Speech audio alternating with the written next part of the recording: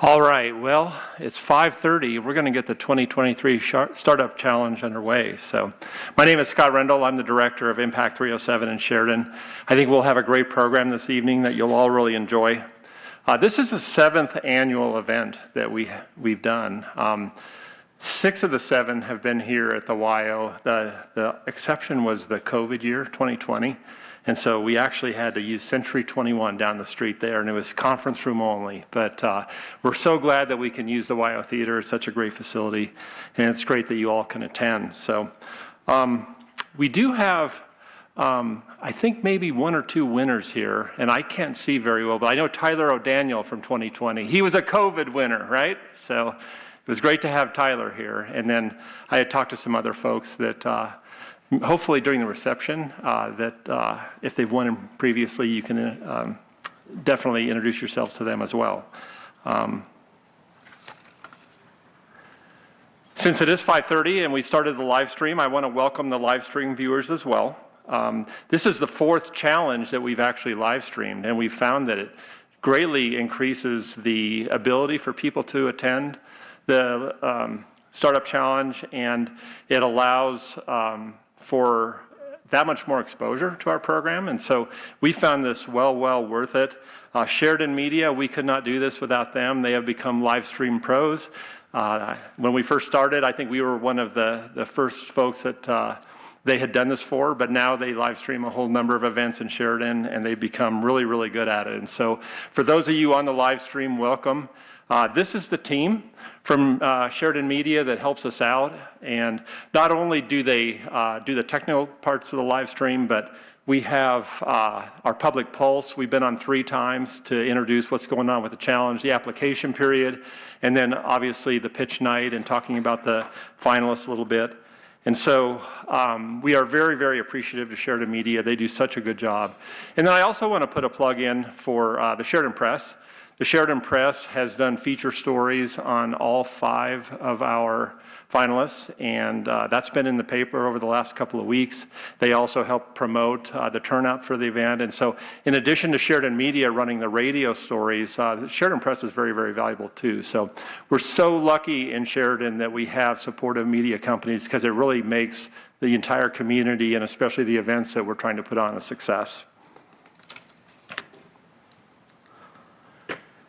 So I definitely have to acknowledge our sponsors and supporters. Our program is supported by a number of great organizations, some local and some statewide.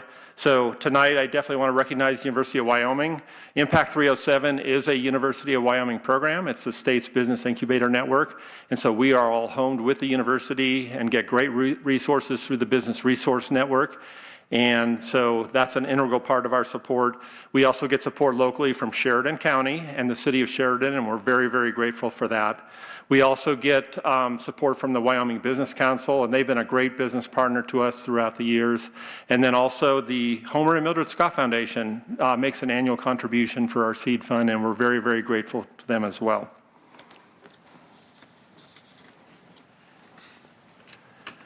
And then we have Camden. So Camden Easterling was the person that helped us with our presentation support this year.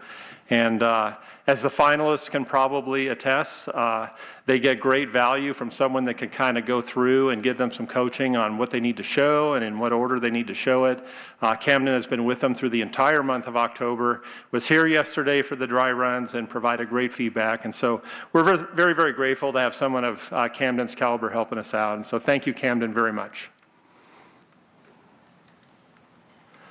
And then definitely can't get too far without thanking the YO Theater team.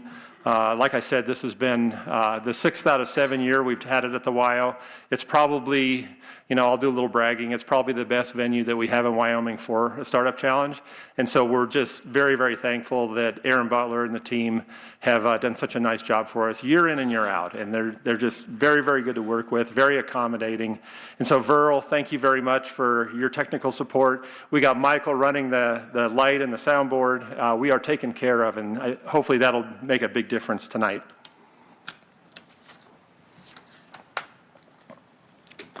All right, so our pitch night judge panel. So the judges are going to hear all the presentations this evening.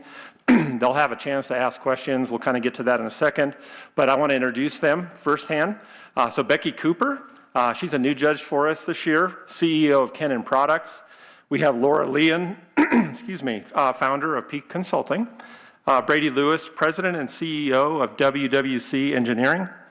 Then we have Annie Magera, owner, vice president and CPO, Magera Enterprises, and senior director of human resources and culture, Sheridan County and the YMCA. So thank you, Annie, for devoting time to this, because we know how busy you are. It's just great to have you. Had a great time with you last year, and it's great to have you back. So thank you. And then finally, Jeremy Scott, business owner, entrepreneur, and investor, has been a judge with us for probably 4 years now, and has been very, very helpful through not only the pitch night, but all the advising and counseling and mentoring that he'll do offline as well. It's been very, very helpful.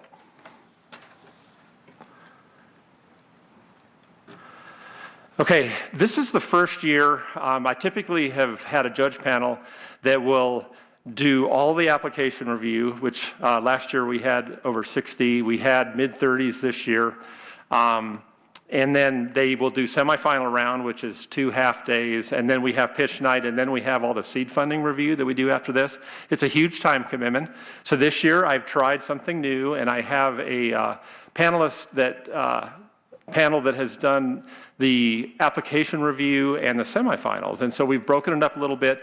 The benefit of that is that the folks that get to the semifinal round and the final round get that much more advisory support, because we take all of their comments and we package them together, and as we continue to work with them throughout the year, the comments that we get during these judge sessions are really, really valuable, and we can provide that much more impact from our Impact 307 program. So I want to recognize the judges that did participate in the application review and semifinals. So that would be Bradley Holbrook, Brady Lewis, Chuck Magera, Keith Van Pelt, and we had John Wetzel from our Impact 307 team based in Park County. So once again, thank you all for the judges for that round, plus tonight. Your support of this is just invaluable to us. Okay, so the pitch night format, it's really going to be very similar. If you've been in the past, it's going to be pretty much the same. Each finalist will have about 15 minutes to make their pitch, and then that will leave a few minutes for the judges to ask their questions and have the finalists respond. And then at the conclusion of our pitch program, the judges will be upstairs in the YO Theater boardroom, and they're going to deliberate on the 3 winners that we're going to select here tonight. For live stream viewers, the winners will be posted probably about 45 minutes after the program ends at SheridanMedia.com. So if you're curious on who is going to actually come through tonight, SheridanMedia.com will have the details there. And now probably what you're all waiting for, the finalists themselves. I'd really like to mention each of them, and then we'll call them up in this order. So Bighorn Records with Sean Day will be our first presenter, followed by Van Dorsten Custom Firearms. That's Scott Van Dorsten. 404 Not Found Bod, and we have a team of 2 there. We have Travis Todd and Matt Elliott. We have Pilot Project Solutions with Brett Naker, and then we have Ixnay with Anna Bailey, and you'll find out a little bit later what that is.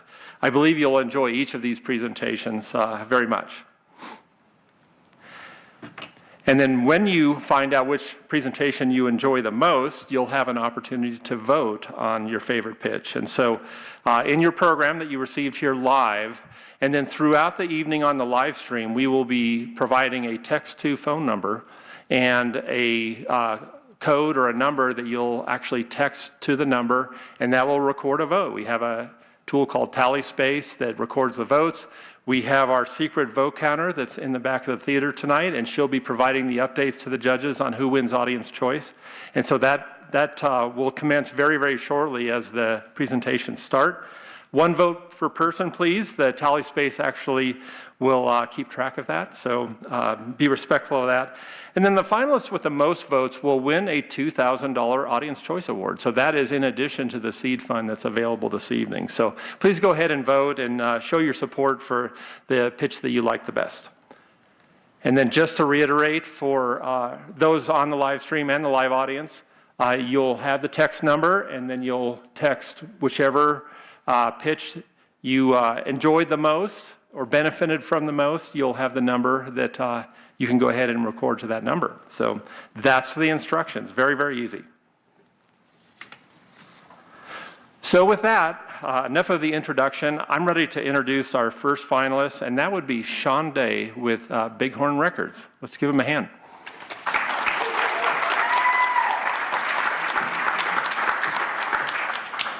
Thank you, Scott. So we're going to have your presentation pulled up on. Okay. Good evening, everyone. I just want to take a moment to express my gratitude for Scott, all of the judges down there, and just Impact, all the folks at Impact. I'd also like to congratulate all the finalists and all of my team that showed up tonight, and for everybody who's kind of followed our journey so far. I really appreciate all the support in our mission. I'm just waiting for our logo to show up here, and then I'll begin the presentation.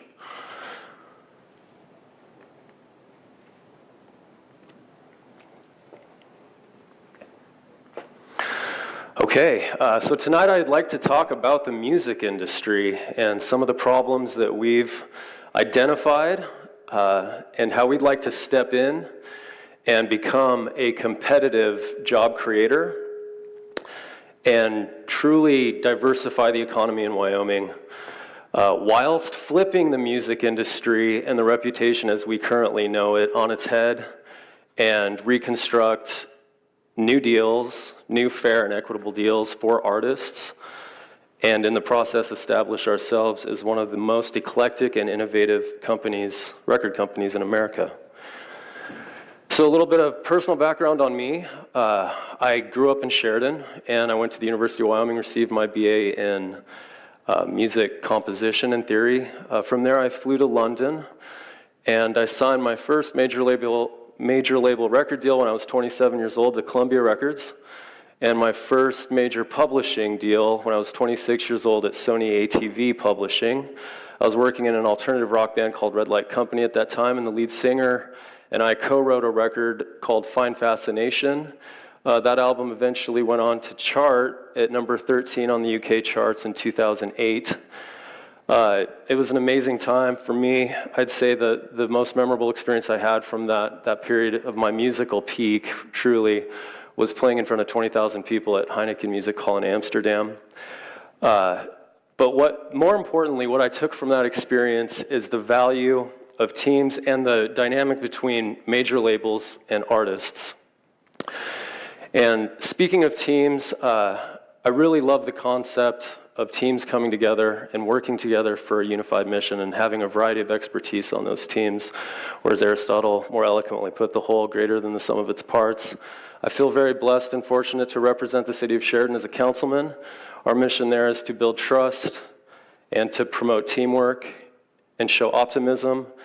Last year I was nominated to the board of the Wyoming Arts Alliance. Our mission there is more art, better Wyoming. And I now serve as treasurer on that board, and then most recently I was hired as the radio programming director at Wyoming Sounds. An eclectic mix of Western edge is kind of what we're going for there. And I look at this company that I've started, Bighorn Records, as just an iteration of this value of teams, with our initiative being Wyoming Grown, circulating funds within the state, locally and regionally. I thought this was a striking visual. I feel like this kind of captures the clientele that we'll be working for. So I'd just like you to take a second and look at the man swimming in the middle of an ocean. And I really feel like it captures a feeling of how overwhelming that would be. And I feel like as a creator in Wyoming, it can often feel like that, not having any rescue boat to come save you, or a lighthouse to give you any sign of hope, or a shoreline.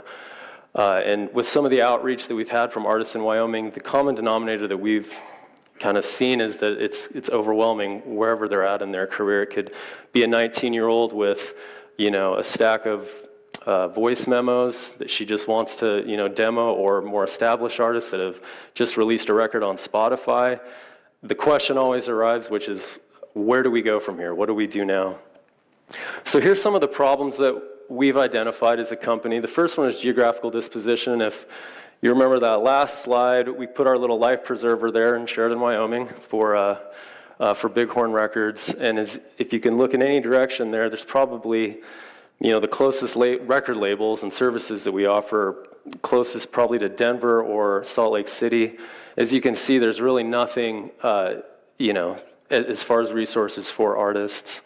The second problem that we see is overburdened artists. We live in a digital age with music right now, and it can be very overwhelming, having to be your own content creator, having to be your own graphic designer, website developer, distributor, all of these peripheral responsibilities and tasks we feel takes away from the art.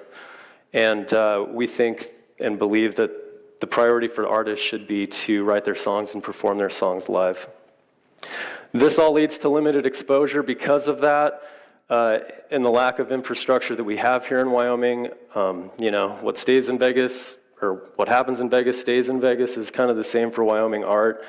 It can be very typical for an artist to be playing in dive bars in their 20s and still be there in their 40s because there's really no structural way to get them from point A to point B. Which leads me to the next point of inequitable deals, which is more of a national, global problem with the music industry as a whole. As far as I can remember, the music industry's had a terrible reputation for doing bad deals. If we look at the top left, Lyle Lovett, one of the longest standing artists at Universal, was tied to a contract that was long overdue and wanted to get out of that contract 2 or 3 records, before he actually could. So the record had had those terms tied up with him. If you look at Prince, signed a record deal to Warner in the late 70s. And by the 90s, he came to a record label meeting with the word slave written across his face, which, same kind of deal, trapped by a super long term. They call them options in the record industry. So in my deal with Columbia Records, we were on a record deal with 4 options, meaning we had the first record, and then they could pick up second, third, and fourth without the artist really having any leverage. And then, of course, Taylor Swift signed to Big Machine back in the day. And if you guys can recall that story, she lost full ownership of her own masters and had to go back and re-record those masters, which is where we step in. We really want to address equitable deals with our artists. And again, our kind of mission right here, we want to take Wyoming's burgeoning music scene to the rest of the world, in the process establishing ourselves as one of the most innovative and eclectic music companies in America. In April of 2023, we signed Tris Munsick. It took us a few months to do that deal between different entertainment lawyers and personal lawyers, but we really found that we found a mutually agreeable deal. We made the terms 9 months, mutually agreeable, meaning that at the end of that 9 months, both artist and label could come back to the table. If they wanted to renew, they could, or dissolve the contract. We also did 50-50 splits, as opposed to some, worse deals out there. There's some artists from Wyoming that have went out to places like Nashville, Los Angeles, and some of those master splits are as bad as 87%, 13% in favor of the label. And also with Tris, we're also very grateful to have him take a leap of faith and sign the deal with us, because he's such a great champion for the label in terms of this Western heritage and those values that bind us all together here in Sheridan as a community.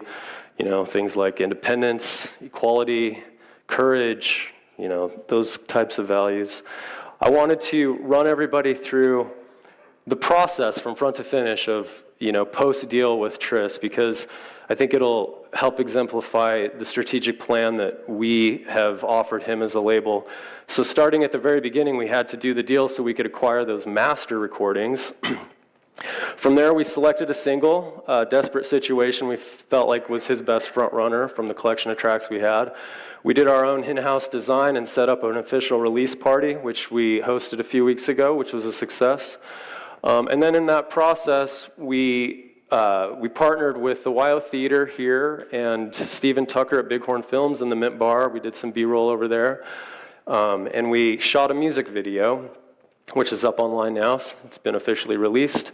And we did all of our own in-house mastering, Studio B, did our own independent distribution with Tris and that single through TuneCore. And then, of course, we did all of the boosting through Meta and Facebook and Instagram, marketing that and generating buzz around that single. In the process, too, we made partnerships with Verdello and The Barn because we recognize that we are in the service industry and this is all about relationships. This is the video teaser that I'm about to show you, so please enjoy.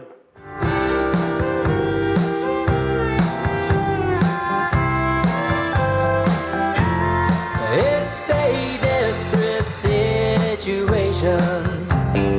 Look at the shape that I'm in. My knees are weak and my hands keep shaking like a leaf in the washer key wet. I'll be spending my time losing my mind.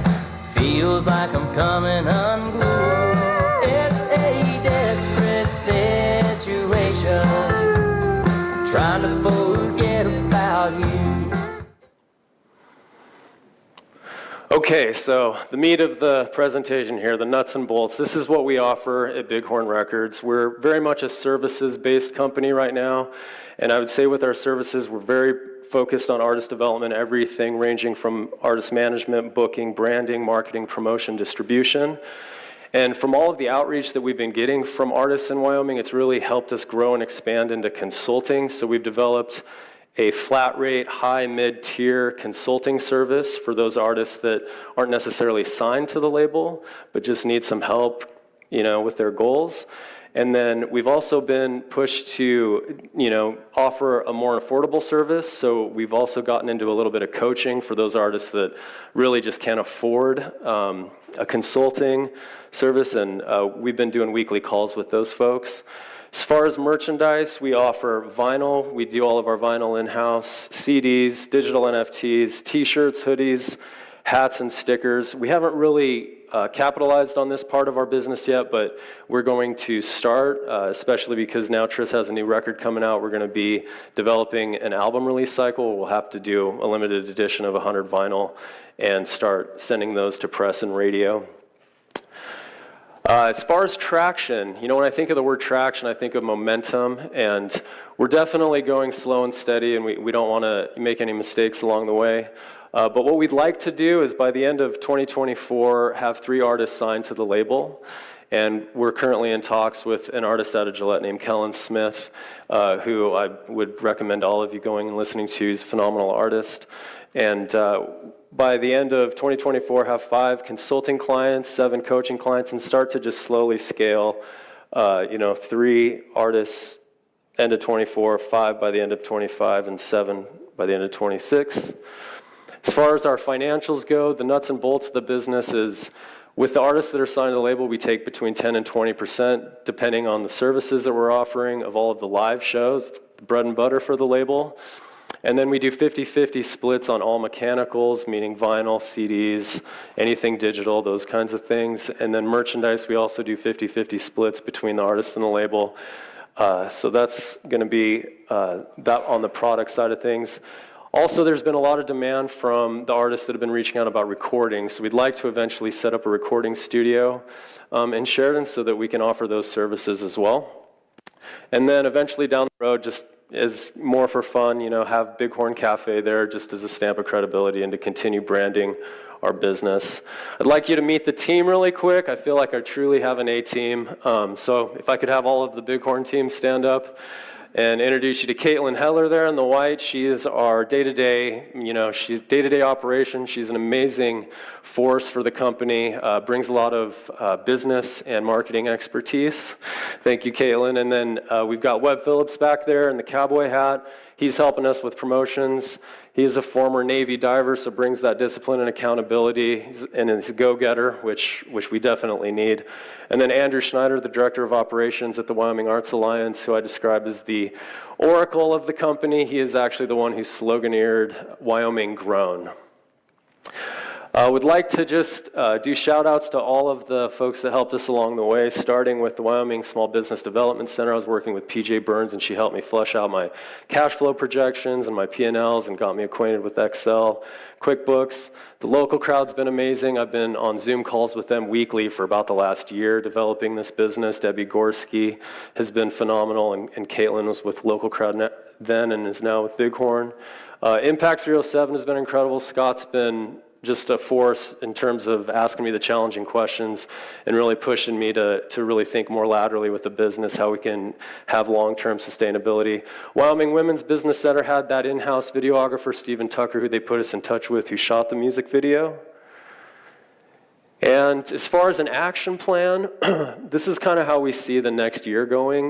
We really want to prioritize renewing that contract with Tris, which is going to be a full album release cycle. Also in the process, we would like to start negotiations with our next artist and really get that contract dialed in.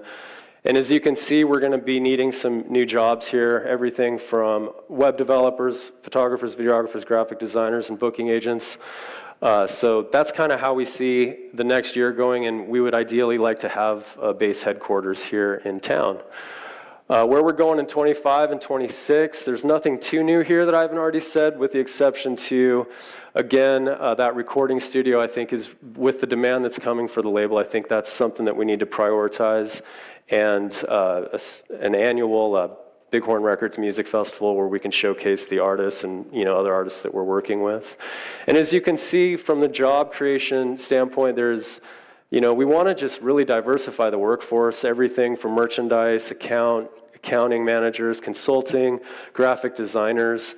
I think the business is really going to drive those jobs because it is a creative industry, so it's a very wide spectrum of the kind of jobs that we'll be offering. And going back to the experience I had with Columbia and Sony ATV, that was about a 50-person team altogether. How will we utilize the seed funding? So I believe that the best use of that funding is going to be going toward our next artist signing, also the renewal with Tris, and potentially a lease on a central headquarters, and then of course all of the marketing and promotion that's going to take to continue to brand our company. And finally, I'd just like to, just close this presentation and just again express gratitude for my team for all of the help they've given me and pushed me along the way. I think it's really important for companies to address why they exist and why they do what they do every day. For us, I received a call from Marty Camino, a former board member of the Wyoming Arts Alliance, and he asked if I would be interested at the time representing artists in the northeast region of the state, and it was kind of a vague calling at the time, but I really feel like this is a direct call for that, and I am a believer, so I'd like to magnify this calling and serve our artists to the best of our ability moving ahead. Secondly, I want to put Wyoming on the map for music. Getting that national exposure is very important for us, much like Motown did for Detroit, Michigan. I'd like to do the same, Bighorn Records for Sheridan, Wyoming. And lastly, this really does feel like a legacy, the closest thing I've ever felt to a legacy at this point in my life. So for us, it's just wanting to make a difference, make an impact on the artists. I just feel like there's so much great art in Wyoming, and we'd like to represent that art. Thank you. My name is Sean Day. I'm the founder of Bighorn Records.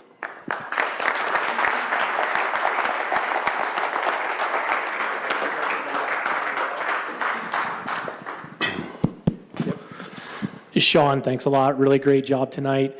I think that your experience in this arena is a real asset to this community, and I thank you for wanting to push this forward and help our musicians in a way that's doing it the right way and help them be more successful. And I really just wanted to say thanks. I got a couple questions or things in mind, but yeah. I saw your pitch earlier, and I had an opportunity to ask you a question, so I want to give the other judges the time to do that. Well, thank you, Brady.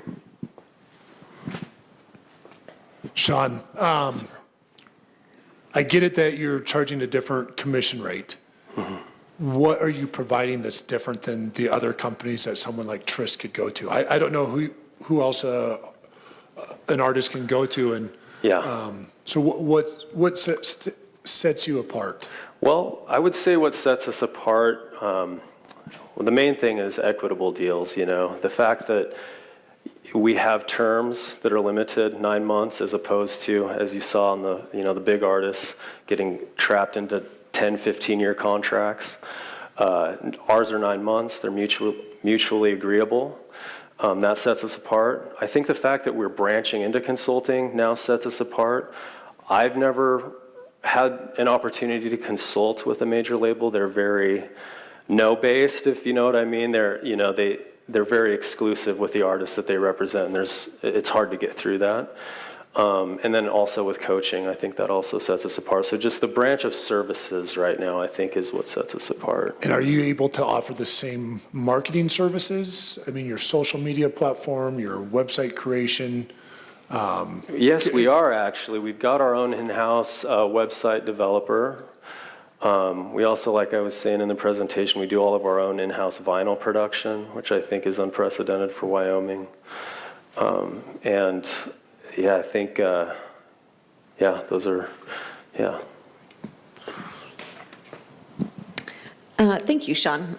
You mentioned your deal with Triss is 9 months, and that's favorable for the artist to not be in a long-term agreement, to have that renewable cycle and conversation. Yeah. How will you, as Bighorn Records, support the sustainability and stability of your business and your team for those very short-term contracts that might lead to a more volatile customer base and market for you? Sure, that's a great question. I think that and I believe that our leverage as a label is going to come from the quality of the music that we represent. And I think as we gain traction and continue to sign artists, that sound will become more, hopefully more noticeable, will hopefully attract some people to listen to that outside of Wyoming is the end goal. And obviously with those short terms, we desire for those artists to stay longer term, and specifically with Triss, just coming off of a recording experience, he's got a new album coming out. So our strategy is to set up a full album release cycle for him. And as you saw in one of the earlier slides, just for one single alone, you're looking at about 5 months. So to set up a full album release cycle, it's going to be a little heftier. And then when you start to include the marketing, the branding, the limited run of vinyl, getting into radio, it's a lot of work. And I think for artists that are trying to function right now in Wyoming, trying to shoulder a lot of those responsibilities, like where's the time to write music? Where's the time to perform your songs if you're trying to figure out what kind of website you want to build, and what kind of visuals you want for that. But I hope that answers your question. Yeah, you're welcome. Great question, Becky. That's what I was going to ask. I am curious, after the first 9-month contract, Sean, do you see that you would extend those contracts? I just look at the time that you invest to get somebody off the ground, which takes a lot. Would it stay 9 months, or would those extend potentially? Right now, as a company, we have a one-size-fits-most, policy. It's not going to be exact models, but for what we're doing and the deals that we've constructed, to simply break that down, it's mutually agreeable terms, so that 9-month option, where both parties come to the table and either dissolve or renew. We also do 50-50 splits, so it's more of a partnership than, say, in my case with the record label with Columbia, we were on a 67-33 deal. To answer your question, I do see this model being sustainable, and I see us wanting to continue to, look out for talent in Wyoming, sign those artists, do continual renewals, and have them be mutually agreeable going into the future. Yeah. Okay, great. Thank you. Yeah, you're welcome. Hi, Sean. Hi, Annie. We have a long history. We do. Long history of music, long history of what the music industry looks like. Yeah. So I got a lot of questions. A lot of you guys talked and touched on those. I want to talk more about what the industry costs and the reality of what that looks like. So Yeah. if we're talking hair, makeup, video, tours, housing, production of vinyl, DVD, social media, what does that look like? That's a phenomenal question and a really hard one to answer with all of those jobs that you Yeah. just threw out there. But to break that down, they say in the industry, they say, as I understand the industry, they say whatever you spend on a record, let's say $5,000, you want to put that same amount into marketing and promoting that record. Most artists in Wyoming can't do that. It's not realistic for them. So our goal as a company is to be able to figure out how to do that. We know it's important, and we know for them to move the needle and for them to get from point A to point B, they're going to have to do that. As far as merchandise with vinyl, we look for keystones in business. My grandfather taught me that term working at the men's shop. For example, if with vinyl, we can get that vinyl manufactured between $10 and $15. So we'd like to sell it between $25 and $30 and basically double everything that we purchase in-house. Those 50-50 deals, for example, with merchandise, hoodies, t-shirts, hats, stickers, we would spend X amount on those and then double that when we sell. And that's kind of how we see the profitability of the company. Okay. Do you have hard numbers for that? Yeah, we do. On the slide, just a couple back there on the financials. I saw the projection. I didn't know if there's, and then like what, just even talking about housing, all that product and where to put it. Yeah. Do you plan on keeping that local too? We want to prioritize local. If we can't do it local, then do it somewhere else in Wyoming. Again, the Wyoming Grown Initiative doesn't just encapsulate artists, it also encapsulates all of the jobs that we want to help provide, from stylists to press people to marketing, website developers. We want to keep all of that in-house. Yeah. Okay. Thank you. Yeah, you're welcome. I have another question for you. Your map showed, I'd assume, major record labels in Salt Lake City and Denver. They didn't actually, but continue. Yeah. Okay. Yeah. Are there other kind of grassroots organizations that do something similar to what you're seeking to do, perhaps in Montana, Idaho? Is there a similar business model that you've identified that's been successful? From the research that I've done, there's nothing in Wyoming that does anything remotely close to what we're doing. On that map that you referenced, there was 2 labels. One was called Asthmatic Kitty. I'm not even sure if they still exist. They were based in Lander many, many years ago. They could still be there. I'm not sure. They represent Suffian Stevens. And then there was I think a punk record label called No Face out of Casper. I'm not sure what they offer, but I really feel like that's going to give us a competitive edge. Just again, out in the middle of an ocean. It's like there's nothing out there. Like we're trying to be that life preserver, that boat, that lighthouse, the shore, whatever that is, to provide that infrastructure to help, identify, because everyone's in different areas of their career too. Like, you've got a 19-year-old sending us demos on their phone. Her needs are going to be way different than the guy who's released 3 albums and just put it up on Spotify. So what we do there is we'll do weekly calls. We'll identify specifically what those goals are for the artists, and then we'll use our system to try to get them from where they're at to where they want to go. And, that just ranges, One more question? Sean, I asked this in the earlier presentation that you did, and I think for the artists that their talent level is already close, it's a real conduit for them to be successful. And that in itself is going to be inspirational for our youth. But do you have any other more proactive ways that you want to try to touch our youth in the middle school or high school to inspire them that there's a pathway down this? Absolutely. Yeah, and that's a great question, Brady. I have all of the willingness in the world to get up on stages and talk about this. We also created a survey that we threw out in Wyoming from Caitlin a few days ago that just basically asked what instrument they play, what band they're in, where, what they do. And we're using that as a tool to kind of gauge what our clientele will look like. A friend of mine who used to be at the Wyoming Business Council, Michael Lang, said that between musicians and visual artists there's around 5,000 in Wyoming. We hope that that's true. And yeah, like I said, it's evolved to a place that feels bigger than me now, and I just want to, serve essentially and really help move the needle. Yeah. Good job. Thank you. All right. Thank you, everybody. Thank you, Sean. Yeah. Thank you. Appreciate it. Great. Thank you.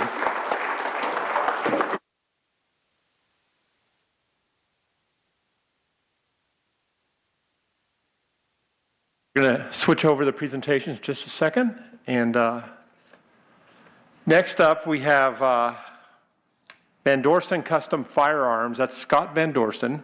We're going to help him with the table, right? So give him a hand. Let's come up.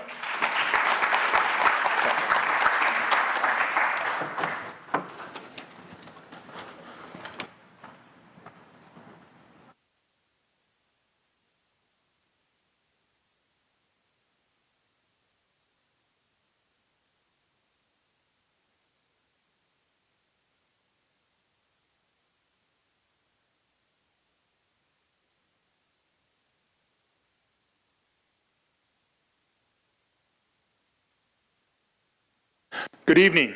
I'm Scott Van Dorsten, owner of Van Dorsten Custom Firearms. I've been a master gunsmith, been a gunsmith for over 17 years now. I was a featured gunsmith on the Discovery Channel TV series American Guns. Here I am in that shop with rock star legend Nugent. He stopped by the shop one day to visit with us, get to know us. He even asked me to clean his concealed carry firearm for him. Just goes to show you, even the big guys need a gunsmith to help maintain their guns. Last March, I opened my gunsmithing shop here in Sheridan. My business goal is to significantly grow my business by capitalizing on small niche markets like the Scout rifle that are being ignored by bigger gun parts companies. Along with general and custom gunsmithing services, I design and produce gun accessory parts for small niche markets that are being overlooked by larger parts manufacturing companies. One of those underserved markets is the Scout rifle. Now, before I get too much further, I'm sure all of you have a question in your mind right now, so let me see if I can answer that. Right about now, you're probably asking, what is a Scout rifle? The Scout rifle is a subcategory in the general purpose rifle family. There are a few key features that set the Scout rifle apart from other hunting rifles. They're supposed to be compact, short, lightweight, easy to carry. One of the key features on them is a scope that is mounted forward of the action. This rifle here has been turned into a Scout rifle using a Van Dorsten Custom Firearms Scout Scope mount that I have fitted to the gun. What's desirable about the Scout Scope? Well, it allows, for one thing, for both eyes open shooting, leaving you complete use of your peripheral vision to watch for other targets or other things that might be coming into view of your shot. It also allows for faster target acquisition and a quick transition between targets that are far away, say 200 or 300 yards, to a target that may only be 25 yards away. Think of this in the situation where you might be hunting dangerous game and something big and furry is about to trample you. One of the other features of the Scout rifle is it has redundant sighting systems. This one has iron sights at the front and at the rear. This is another key feature of the Scout rifle. So if your scope goes down, you still have a sighting system. This is something I'm also looking into for future products at Van Dorsten Custom Firearms. Jeff Cooper was a world-renowned firearms expert and founder of the Gunsight Academy. Through his study of history and gun history, he developed the modern version of the Scout rifle.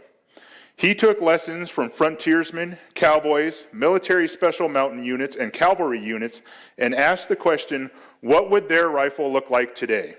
The Scout rifle was his answer.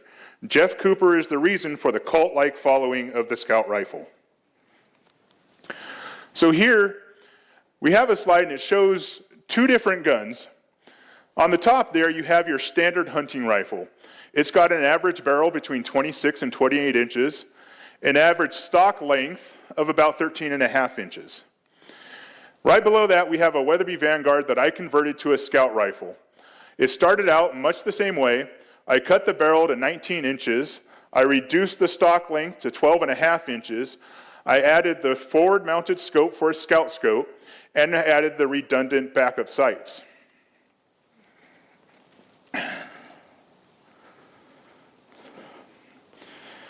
I have two products that I would like to pitch to you tonight for the Startup Challenge: a scout rifle scope mount and a spare magazine housing.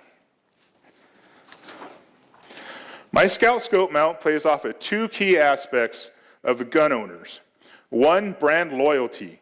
Gun owners will put Chevy and Ford guys to shame when it comes to the type of guns that they love. The second is the cult-like following of the scout rifle enthusiast. I have been able to track over 20,000 of these followers on social media alone.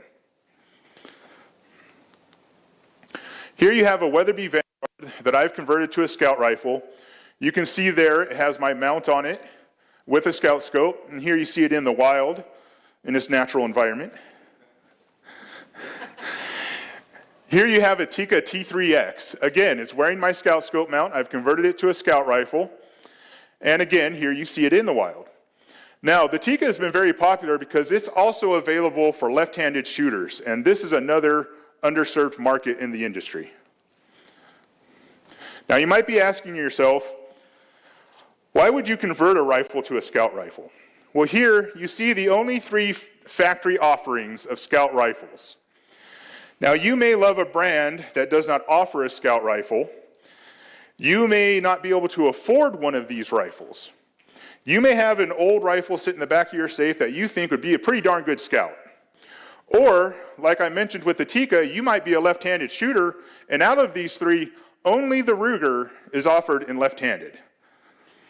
Well, with my scout scope mount, with my scout scope mount for $130 and $75 to install it, you can be on your way to having the brand of gun that you want in the scout rifle configuration that you desire. A gun like this Kimber 8400, or a gun like this World War II Mauser 98, not to be confused with Mauser to the shop dog there. Yeah, I'm going for some cuteness points there. Or something like this Sako L61R, or this Lee Enfield SMLE. Now, with these four rifles I just showed you and the previous two, that represents just 6 of the 170 rifles that I have converted into a scout rifle.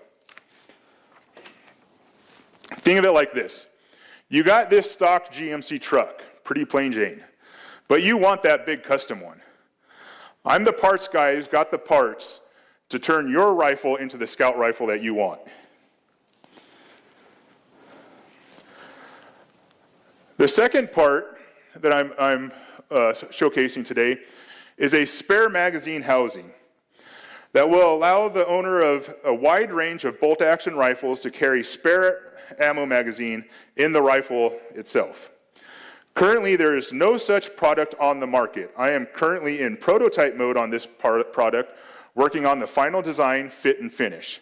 Let me show you how that works. Many of today's modern bolt-action rifles use a detachable box magazine to hold ammo in the gun. This makes it a lot faster and easier to load and unload your firearm. What we've done at Van Dorsten Custom Firearms is develop a spare magazine housing. Once that housing is installed into the buttstock of the rifle, you can now carry 2 magazines on your firearm. If you run out of ammo or you need to switch from one type of ammo to another, you simply remove the first magazine and move your spare one forward. It's that easy right there on the firearm. You don't need any extra pouches or a holder on your body anywhere else. This product will have applications not just in the hunting rifle world, but in long-range precision shooters, and possibly even military and law enforcement sniper rifles. Currently, there is no product like this on the market. Van Dorsten Custom Firearms will be the first one to offer it. Just to hammer that point down one more time, there is currently no product like this for bolt-action rifles on the market. I have the first one. My spare mag housing is inletted into the buttstock of the rifle. That's gunsmith talk for cutting it open and installing it. This work can be done by me for an installation fee, or it can be done by your local gunsmith. Your average gunsmith has the skills needed to install this type of product. Now, my planned expansion of my product line is to start offering model-specific scout scope mounts. In the next 3 months, I will be introducing a scout scope mount for the very popular Winchester Model 70. I will be finalizing my design for the spare mag housing and have it ready for production in the next 6 months. Over the next 2 to 3 years, I plan to expand my product line to include more products to underserved market. One of those markets is iron sights for bolt action and lever action rifles. Now, how do I know that this is an underserved market? Well, that sight right there that I used on a Tikka T3X, along with several other models of iron sights, have been discontinued by the manufacturer. When I asked the manufacturer why they're being discontinued, he said it's because they have to produce them in numbers of around 4,000. And if it sits on their shelves for a few years, for them to get rid of them, it doesn't pay for them to hold on to them that long.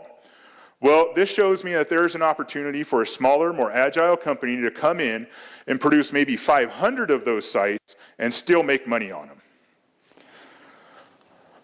Another one of those markets is this bullet trap for lever action rifles. Much like my spare mag housing, this one allows you to hold individual cartridges in the buttstock of the rifle. This is most common with lever action rifle. These haven't been produced for a while now. Now, lever action rifles are seeing a resurgence. They're becoming more and more popular again. So I think it's time to resurrect this product as well. And finally, I want to produce my very own brand of scout rifle. It has all of the features that I've been highlighting tonight, all wrapped up into one gun. And that will be produced right here in Sheridan.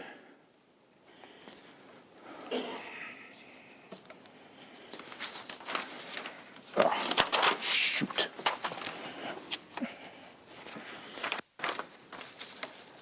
Now in the financials here, you can see how my business grows from a local gunsmith shop to a specialty firearms accessories manufacturer. Over the next 3 years, Van Dorston Custom Firearms transitions from service-based towards sales of innovative products, with almost $500,000 in revenue in 2026.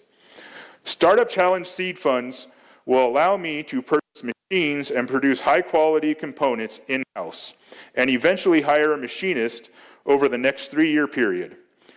Finally, as you view the profit line, you can see that my business generates a solid cash flow and profitability throughout this 3-year period. As my business grows, I will need to add machinists for manufacturing of the parts, gunsmiths to help do the installations, the customization and building the rifles themselves, and office staff to help with logistics. These are going to be high-paying jobs at $25 to $35 an hour so that I can get the best craftsmen in the industry. In order to reach this kind of growth, I will be looking to add a CNC mill so that I can produce my parts in-house.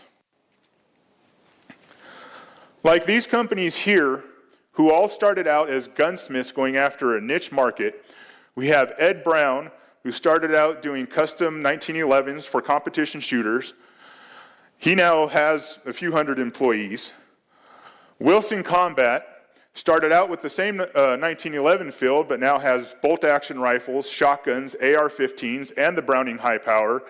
It's got close to 1,000 employees. And just over the hill here, Gunworks over in Cody started out with going after long-range precision shooters. Probably we've got about 70 employees at this point.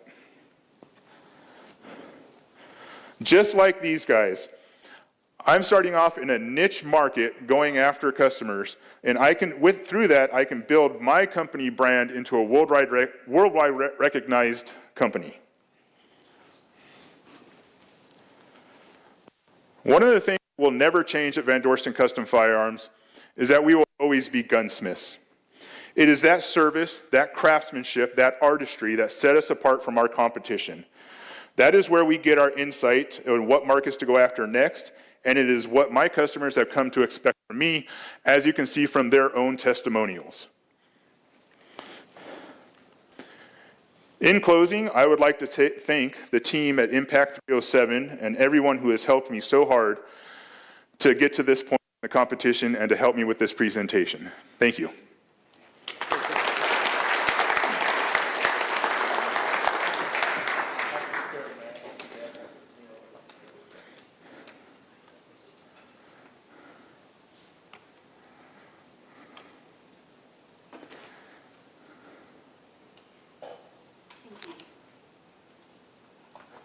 Thanks, Scott. Great presentation. So I don't know a lot about firearms, so the thing that stands out to me that I'm curious about, you had talked about there not being that housing for the magazine. Yes. That isn't produced in the gun. Why do you think that is? You know, when people think about these types of products of having extra magazine, most of the time they're looking at the AR-15 industry. Now, those type of things do exist for the tactical rifles. I can't tell you why nobody's thought of it for bolt-action rifles in general. The use of the detachable box magazines, like you see on that one there, the AICS magazine, has become kind of a standard, but it's still fairly new to the industry that it's become that standard. Every manufacturer currently does offer a gun that uses that magazine. I can't tell you why they haven't thought of using a spare one in the buttstock. Seems like a pretty simple transition to me. Yeah, and it doesn't throw off the balance of the gun, or have you done research around that? When it's set up correctly, it does not. Okay, thank you. Hi, Scott. Hi. I'm like Laura, I don't have a lot of experience, especially with scout rifles, but I have a lot of questions in regards to the functionality of your business. So you're a one-man band right now. Right now I am. Okay. How much time you currently have a manufacturer, it sounds like, for the mounting piece? I'm currently in manufacture. I currently produce the mounting piece. I outsource the actual production of it currently. Okay. And that's done locally as well. And they're all the same size? Is that- So I have I have 4 different versions currently that can be adapted to just about every barrel contour that's out there. There's a lot of different barrel contours. The contours of the barrel are basically how they taper, okay? So just about every manufacturer does it a little differently, so I chose a base model of 4 to start with, and that's what I produced so far. But as I transition, like the Winchester Model 70 featherweight that's coming out in the next 3 months, that one will be specifically for that Winchester Model 70, and I plan to add more of those to come as well for various different models. So all a person really has to do is order that particular mount and take it to their local gunsmith, have the barrel drilled and tapped. Any gunsmith can do that. We all have that skill, and they're on their way. Okay, so that was going to be my next question. You're not going to house these in stock to retail sell, or they're going to order them through you and they're just going to get delivered and you or any other gunsmith will mount these? I would think if this is your product and knowing that you're going to outsource this to other gunsmiths, I would not want to see my creation going elsewhere. Do you have it patented? What does that look like? It's not a patentable product. It's kind of a different take on an existing products and using scope rings from another manufacturer. So it's not really anything that can be patented at this time. As far as like outsourcing, I do get a few people that just order the mounts, mostly in the international world. I have shipped them to Finland, Canada, and Australia. So those ones, of course, get outsourced because they can't send me their gun. But here in the U.S., I actually get people sending me guns from all over the country to have them converted into scout rifles. Okay, so then, since you're a one-man band doing the work, what's the average hours it takes you to do one gun? If it's a mount that is specifically for that gun already, I can get that installed in less than 20 minutes. Okay. You know, drill and tap 3 holes. It's a process that I'm familiar with and I do it regularly, so I've gotten pretty fast at it. If it needs a little bit of fitting, you're probably looking about 30 to 45 minutes. Okay. And then when you do get this machine, which you said the seed money is the hope for. Yep. Will you be also the person who's going to fix it when it goes down? No, generally when machines go down, you do need to hire somebody to fix them, unless it's Sometimes it's a simple computer glitch and you can reboot it. You know, the old IT adage, have you tried shutting it off?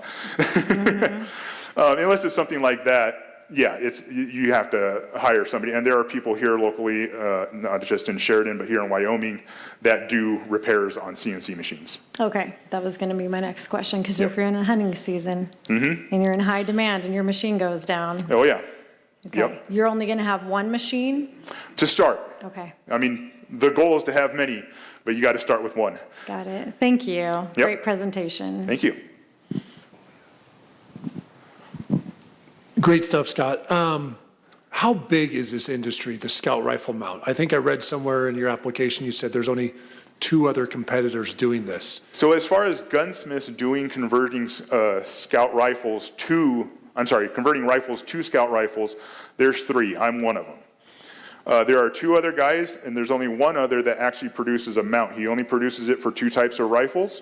So if you don't have one of those 2 types, you're pretty much out of luck. My goal is to offer it for many different rifles, and kind of the way I track what the demand level is the people that send me one that I can fit one to it. Once I get somebody that says, hey, I want you to fit one to this rifle, I'll look at it, say, hey, that's a worthy rifle, and I'll produce one that's specifically for that gun, so it makes my process faster.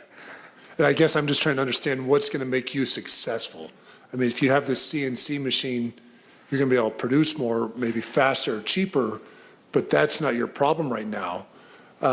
Your problem is not getting enough orders. I mean, you don't have enough demand for this currently? I mean, how are you going to create more demand? Or is that a Okay, problem? so the Scout rifle industry is kind of it's a weird niche.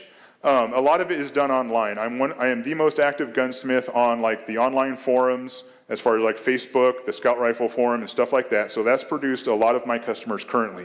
Like I said, I've already done this for 170 different guns. As that grows, I mean, the first thing to go after is the magazine writers. Get my products into the magazines, get them reviewing them.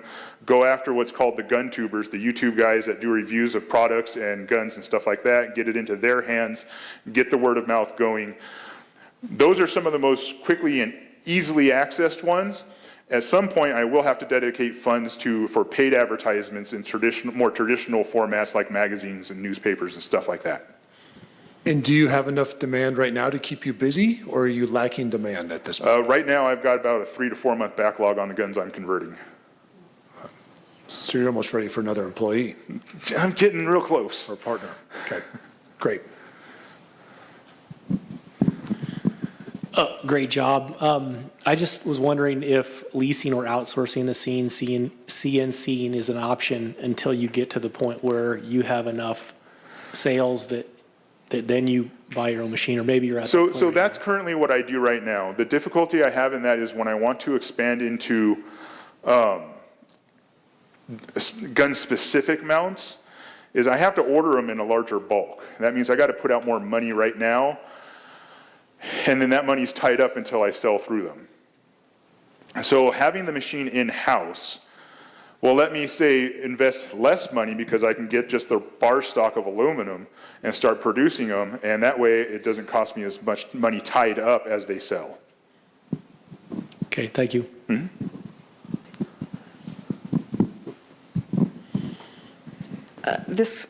You already addressed that you can't patent this, but my concern is what's keeping other folks from reverse engineering. Sounds like the barrier to mass production is that there's not mass demand, and there's enough customization in kind of sizing. I'm not familiar with the materials used, but this is a machined part. Is it also something that could be, let's say, 3D printed so that folks who are looking for this custom feature could reverse engineer your work, and that leaves your kind of talents in the gunsmithing arena rather than in the product?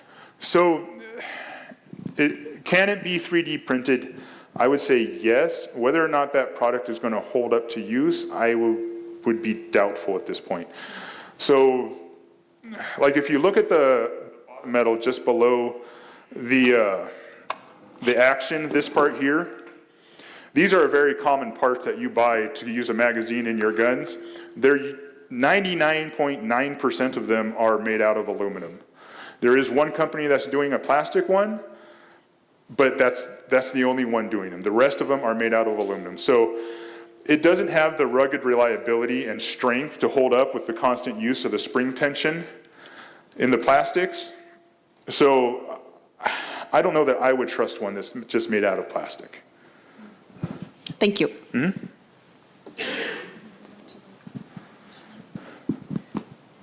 What is the cost of the machine? The machine, depending on the exact model, anywhere between $25,000 and $35,000. Okay, thanks. I have plenty more questions, but I think we're out of time. Okay. So, thank you. If you have time for two more. Well, I still want to hone in on this, why do you need us, or maybe you don't need us, I mean, this is just a great opportunity, but what's preventing you from taking this to the next level? Honestly, there's really nothing preventing it other than the amount of funds I have to invest in it currently. Okay? I'm in on my, like I said, I opened my shop and I sunk every dime into just getting it open right now. So to expand my product line and do that, the seed funds is where it comes in to get my own machine and be able to do that much faster and much easier. And so with that new machine, you expect that would reduce your backlog of 3 to 4 months to a It month? won't only reduce my backlog because I won't have to wait so long to have the products made because I have to outsource it currently. So, and just like everywhere in the manufacturing industry, you might have to wait 6 months to a year to get your product from them, especially in my case where I'm doing fairly low runs, like 20 to 40 at a time. Manufacturer's like, well, yeah, okay, we'll get to it. So having it in-house, I'll be able to do that faster, and I'll be able to develop and produce other parts like the sights and stuff like that much faster having it right there in-house. I think that's good. All right, thank you. Good answers. Oh, hold on. Yeah. Okay. I know they're made of aluminum. Where are you going to get the aluminum to produce that kind of, like that mass product? If you get this machine, that's my first question. My second question. I'm sorry, what was the first So where question? are you getting your aluminum? Is it local? Are you waiting for Currently, it to I'm be getting it shipped right over in? at Zawada Metal. Okay, so it's local, so you Yeah. don't have to wait for the shipment? No. Okay. Second is, where are you located so we can find you? I'm right up off of North Main Street Okay. on 16th. If anybody's familiar with what used to be Kim's Cafe, it's now the Eagles. I'm right behind them. Great, thank you. All right, Scott, thank you very much. Thank you.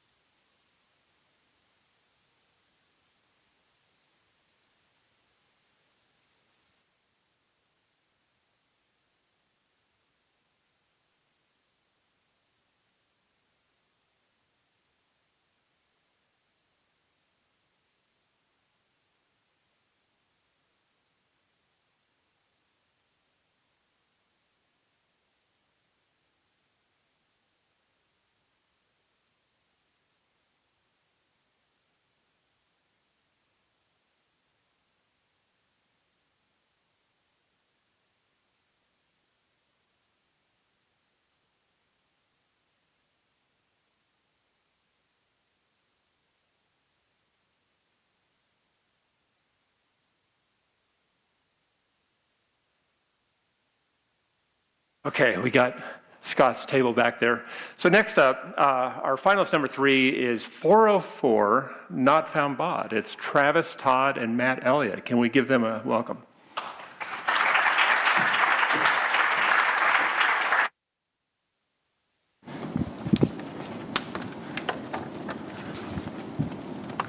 Thanks, Scott, and thank you for being here tonight. We're super excited to tell you about Not Found Bot, but first, before we do, just like to take a second and thank Impact 307 and Scott for putting this on. I'm a big supporter and think it's great for the community. Also, I'd be remiss if I didn't mention, and I don't know if Camden's out there somewhere, but you were awesome. She pushed us like every meeting to get better, and so a lot of thank yous for that. My name is Travis Todd. I was born and raised in Wyoming. I live in Sheridan. I have a mechanical engineering degree from the University of Wyoming and an MBA from the University of Texas at Austin. In 2010, I co-founded a company called Full Contact. It was a software as a service-based technology company based in Denver.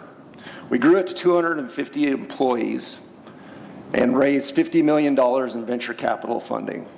In 2020, I left that and co-founded SaaS Sync with my business partner, Matt. Hi, I'm Matt Elliott. I was the initial engineering hire at Full Contact. I'm currently the co-founder and CTO of SaaS Sync. I've had 19 years experience in software engineering. So we're building Not Found Bot. We turn 404 page not found errors into sales by helping lost visitors find their way with AI-powered redirection assistance. This is Amy. So she represents a case study for a real e-commerce store owner, and she has a website that sells toys for dogs. So her business runs on Shopify, and Shopify is one of the most popular e-commerce tools available today. It powers about 4.5 million websites currently. And she sells a lot of dog toys. She sees 33,000 visitors per month to her shop, and her average order size is $157. But she has a problem. Despite her success, she has a problem she's not even aware of, and it's costing her sales and it's hurting her brand's reputation. So just like every website on the internet, sometimes visitors get lost when they go to Amy's website. In fact, 3% of the visitors are getting lost because they encounter a 404 not found error. So this leads to frustrated visitors, and they can't find the toys that they're looking for, which means lost sales for Amy's business. And the worst part, like I mentioned, she's not even aware of it. So you may be asking, what is a 404 error? So it's usually referred to as a 404. It's just a static page. It's a catch-all in case the underlying page that someone tries to go to isn't there. Every website has one. So why do they happen? Well, they can happen for a number of reasons. As you can see here, sometimes it's typos. Sometimes it is mistakes in marketing, blog posts that get outdated, the content's been removed, hosting changes. There's plenty of reasons why. So why does it matter? Well, today, 404 pages really don't offer a whole lot of help. You can see as the example of Lego.com here.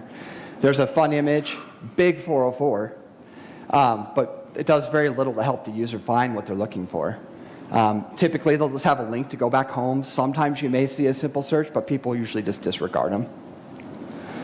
In fact, a whopping 74% of people that encounter this error, they leave immediately and they never come back. So she starts to realize that she has a problem when she received an email from one of her visitors. And so she realized that now realizing that there's a bigger problem, she was looking for a turnkey solution to help solve it. And introducing Not Found Bot. It's a Shopify app. Amy can install it. It's turnkey, and it replaces manual processes, expensive agencies, or at worst, just like Amy, the ignorance that the problem even exists. So what does it provide?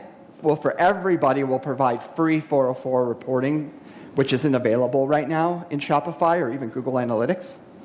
For paid users, you will get AI-powered automatic redirection, as well as assisted redirection and suggestions, and AI-powered chat. We'll also have one-click permanent fixes for 404s as well. So we're going to help visitors find their way. And what's great about it is that in a lot of cases, a user encounters a 404, they're not even going to know that they encountered it, which is really awesome. Amy's going to get full visibility and full control over Not Found Bot. And what's great is, as I mentioned, she'll be able to permanently fix the errors that are occurring with just a single click. So what's great about this is that that means no more lost sales. It means, more importantly, no more frustrated visitors coming to Amy's site. So the true cost of this, it's a universal issue. It affects any website, not just e-commerce, certainly not just Amy's site. It's costing her business $35,000 per year in lost sales. And worse, a decrease in her brand's reputation. So with a $27 per month subscription to Not Found Bot, she could conservatively recoup $7,000 in lost sales per year. So it's a win-win-win. With Not Found Bot, not only is she going to recoup some of those lost sales, but the visitors will no longer be frustrated, which means more toys in the mouths of happy dogs around the world. So how does it work? Well, we'll use advanced AI to look at the sitemap, and anytime a user goes to a link and it's broken, if we find a match we're certain is what they were looking for, they'll be automatically redirected. They won't even know that it happened. If we're not 100% sure, we will present them with suggestions, and then they'll have the ability to chat in case they need to find their way, in case the suggestions aren't exactly what they were looking for. So here's an example of an automatic redirect. So as you can see, someone clicks on the link here. It was misspelled in the link there, missing the E. We'll go ahead and immediately determine that we're actually looking for that dog bone. They'll get redirected. They will be none the wiser. It's like it never happened. This is an example of an assisted redirect. So this is where, okay, well, we found some other suggestions here about what they may have been looking for. We'll present the options. And like I mentioned, they'll be able to chat with the chatbot in order to find their way in case the suggestions aren't exactly what they're looking for. What's great about for Amy is that Not Found Bot will be embedded directly in Shopify, so she doesn't even have to leave Shopify in order to see what Not Found Bot is doing for her business. So she'll get access to reporting around what 404s we're seeing, how we've redirected users. She will even be able to double check that it's installed properly, and it only takes a couple of clicks, which is great. So we're thrilled to be building this product because we love solving problems. The e-commerce companies that we've talked to so far are super excited about this. In fact, above and beyond the features I mentioned, we've already received nearly a dozen requests and ideas, and that's just scratching the surface. Thank you. So how big of a problem is this really? The e-commerce industry is a $6 trillion industry, and it's driven by tens of millions of e-commerce websites. The largest of those stores have tens of thousands of 404 errors every single month. And as Matt mentioned, 74% of those people give up and leave. They don't come back. That's a lot of lost sales. So who's our initial market? We're going to go after the 4.5 million e-commerce websites powered by Shopify. It's on pace to do $200 billion in gross merchandise volume this year, and it represents about 10% of the e-commerce platform market, so it leaves a lot of room to expand into other platforms as well after this. Our pricing model is a land and expand model. We get our foot in the door with the free forever plan. What's great about it is you get turnkey 404 error analytics. That's something that you don't get with Shopify, and you can't get with Google Analytics. What we then do is we take that data that we now start getting with these 404 analytics, and not only are we telling shop owners, hey, you got 500 404 errors this month, but we take that data and we're also able to then identify who should we be targeting to move to our growth plan. So take Amy's case. We send her an email that says, you got 1,000 404 errors last month, and for a $27 subscription, we think that we can increase your sales by $7,000 a year. And with the growth plan, then you get visitor-assisted and auto-redirected redirects and permanent redirects. Our pricing model is a tiered model, so it's $9 per month per 15,000 monthly visitors. So in Amy's case, she had 33,000 monthly visitors, so it would be $27 a month. And then for huge sites that are 1 million visitors plus, we'll have enterprise pricing where we'll talk custom pricing. So here's our pro forma income statement. The blue bars are positive contributions to income. The red bars are negative contributions to income. Then you have the gross margin and net profit in gray and black.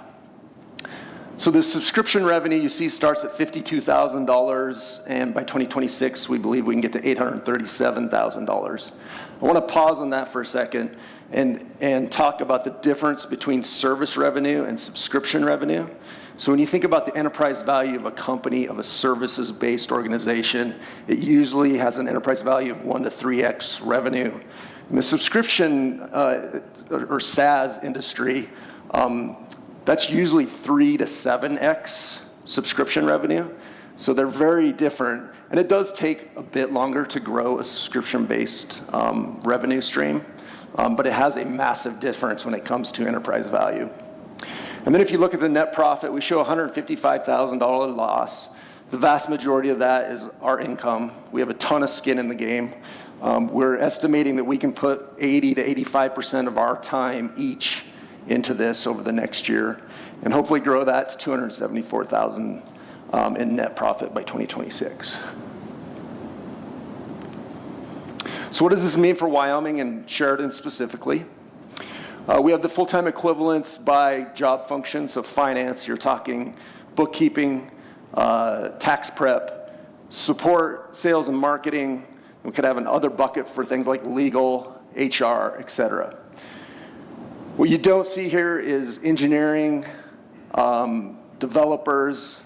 That's all this guy. He lives in Colorado, so he's not included in this slide, but I am. And so we start at roughly 1.2 FTEs in 2024 and take that to about 8 FTEs by 2027. So timeline and use of funds. Last month we did customer validation. We built the first version of the app. We designed and built out our website, and we built out the turnkey 404 analytics feature. So this month, what do we have to do?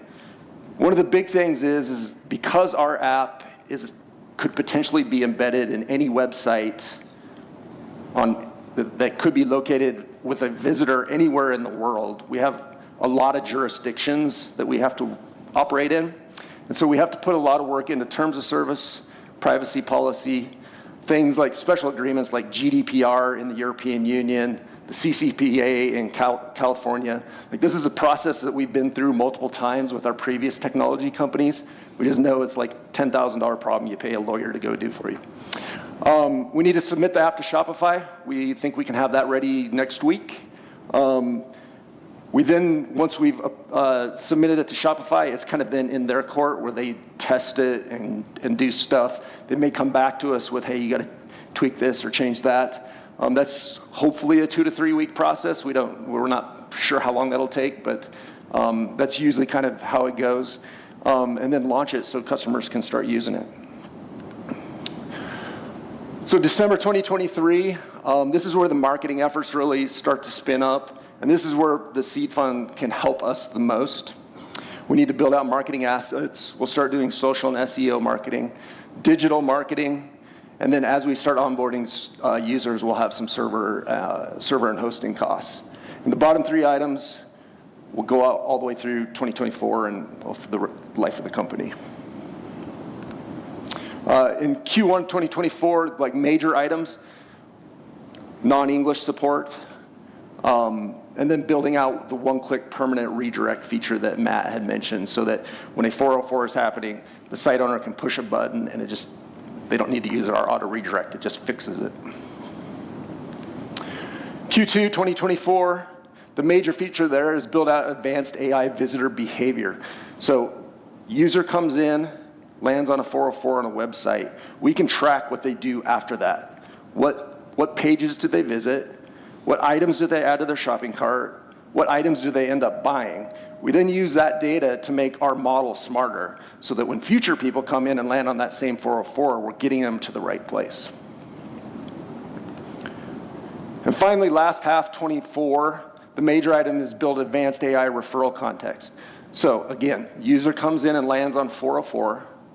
In most cases, we're actually able to detect where they came from, what page they came from. It's called the referrer.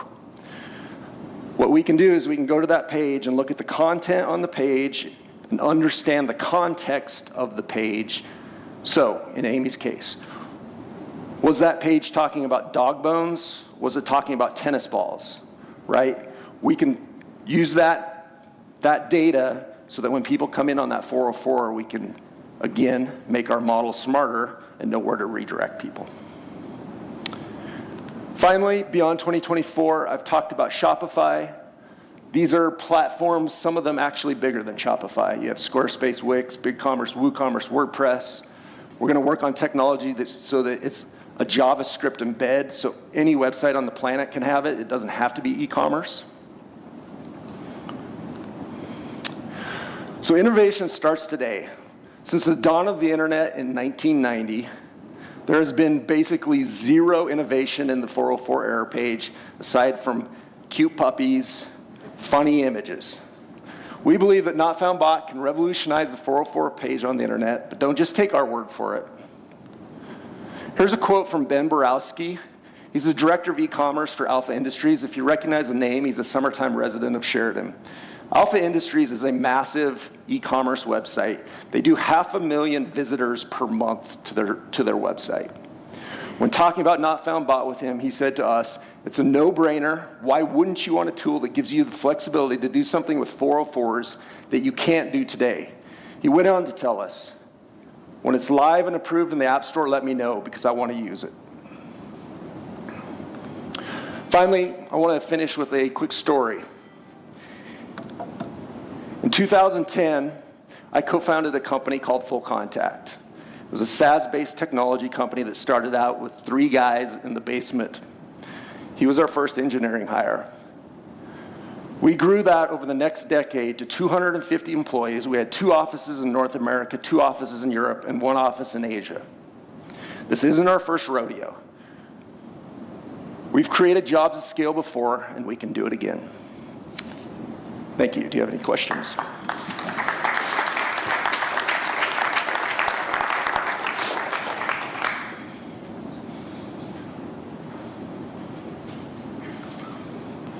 I'm not an expert on websites and the creation, and maybe some of our audience isn't either. So the part I don't understand is when I create a website on Shopify, does it not tell me that, hey, you've got, or is there not a service I can run to figure out how many pages I have that are resulting in a 404 error?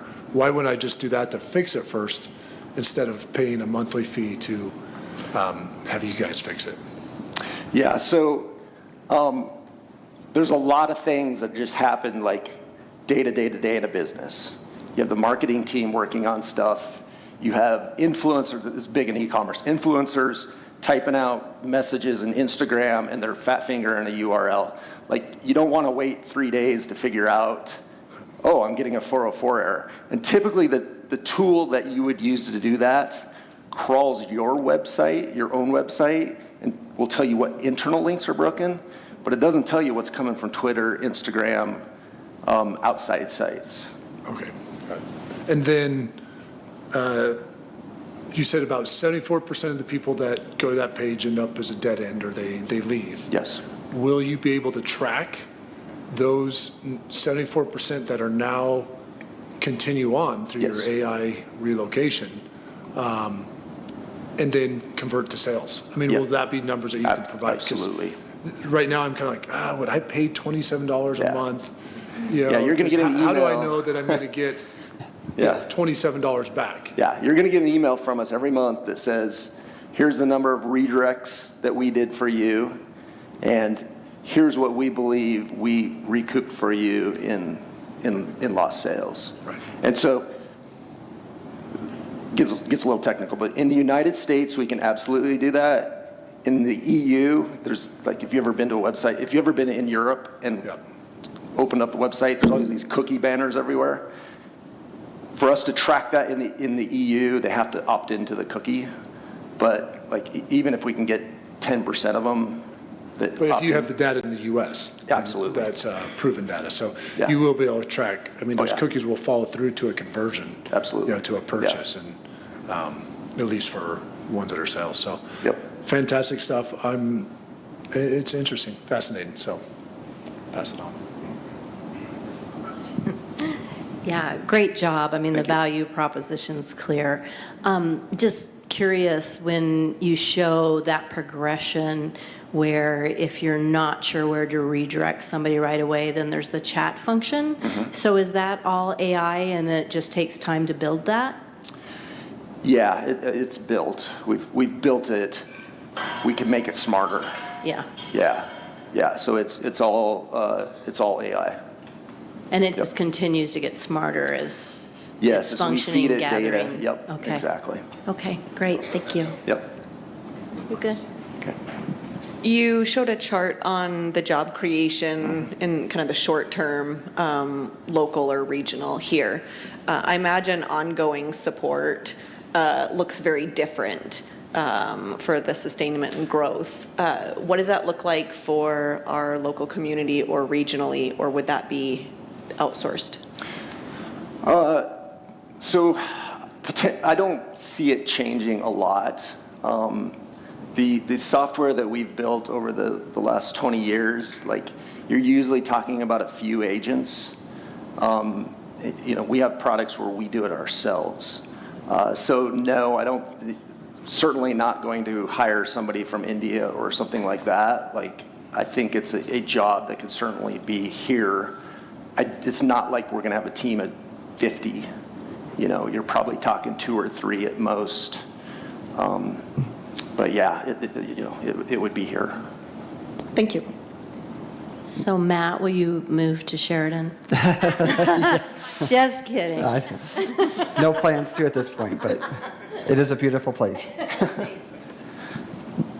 So you had a budget allocated for marketing and ad spending quarterly. And so if I'm one of your target clients, this is pretty complicated. I'm not going to probably take the time to read a pop-up ad on my computer or look at an email to try to understand this. So how are you going to spend that money to get to me and get me to understand this and about the value of it? Yeah, that's a great question. So the Shopify App Store will have a listing there. You can advertise in the Shopify App Store. So those are people that are actively looking for solutions to something to their Shopify. There are very large Facebook e-commerce groups. Again, a lot of when you own an e-commerce store, a lot of your discussion is around, here's a problem I'm facing with my e-commerce store. It may not be specifically 404 errors, but it's like those groups talk about solutions and stuff like that. And you can advertise inside of that as well.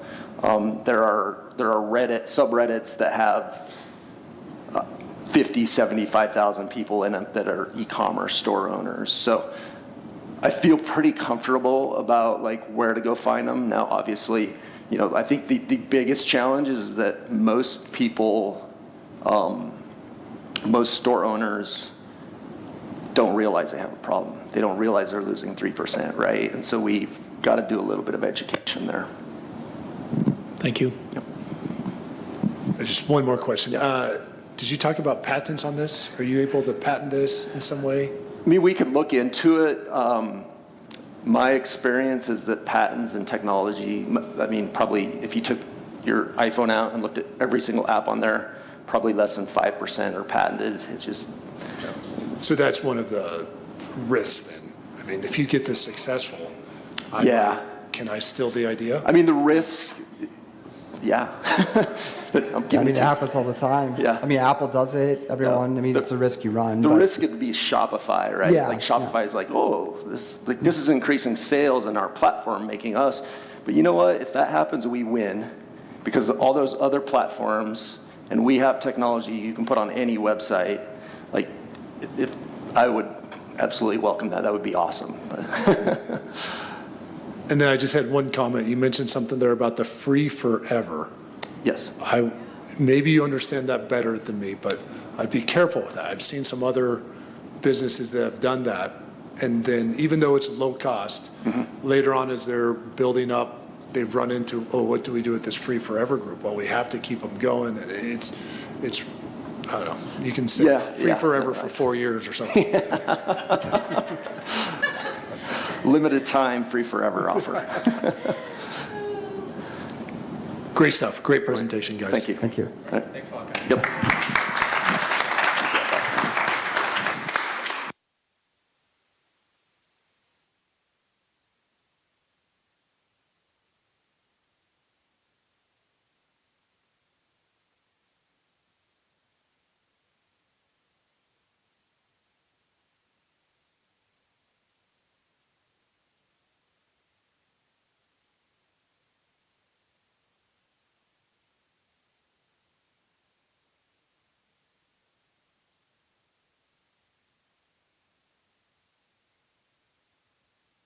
Travis and Matt. So our next presentation, number 4, is Brett Naker with Pilot Project Solutions. I think you'll find this very interesting. Let's welcome Brett.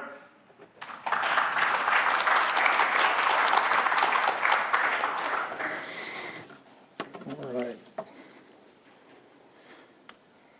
Excellent. Good evening, Sheridan. My name is Brett Naker, I'm a Wyoming native, UW graduate with a degree in geology. But chemistry was my first love. Tonight, I'd like to talk with you about 2 other topics near and dear to my heart: technology and trash.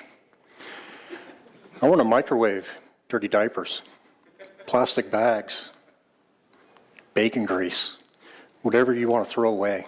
I want to microwave it, turn it into cash.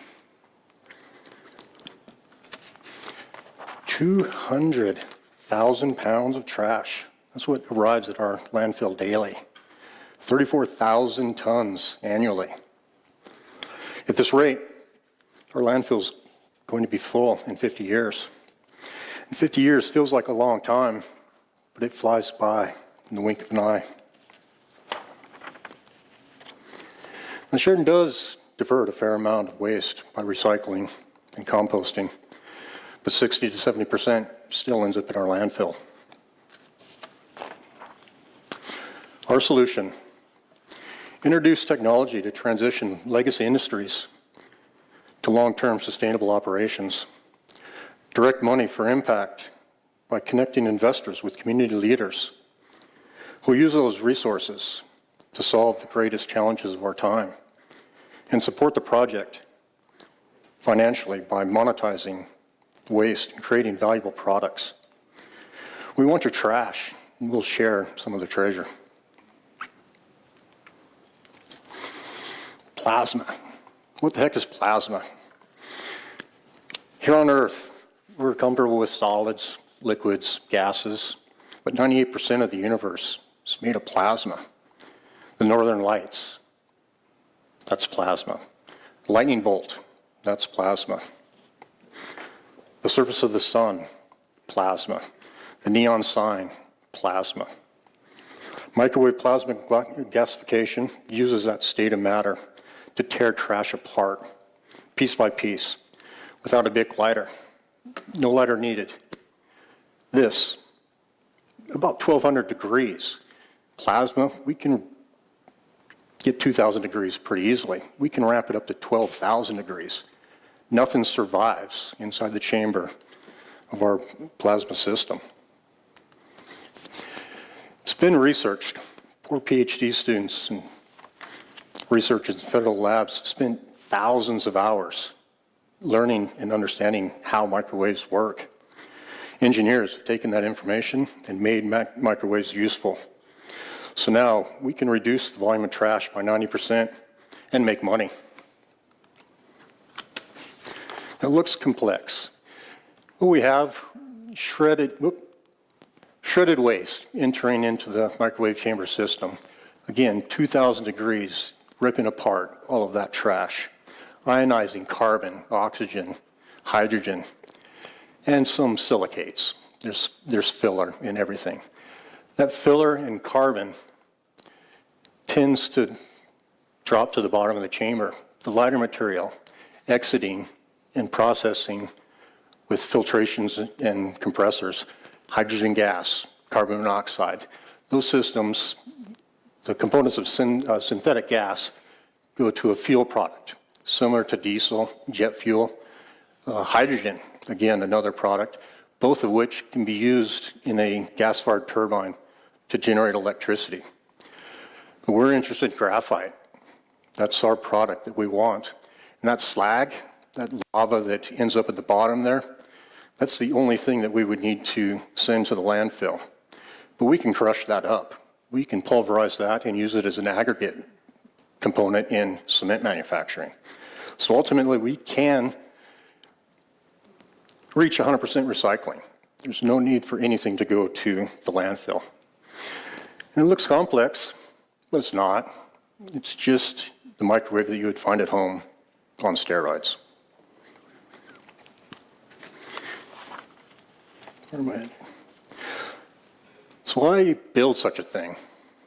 What are the benefits? First, landfill life. We can extend that out to 500 years, make it a non-issue.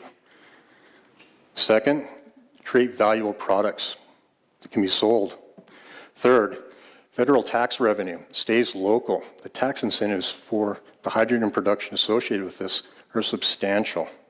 And finally, the system generates its own power with zero emissions. We just take that exhaust pipe and cycle it right back into the chamber.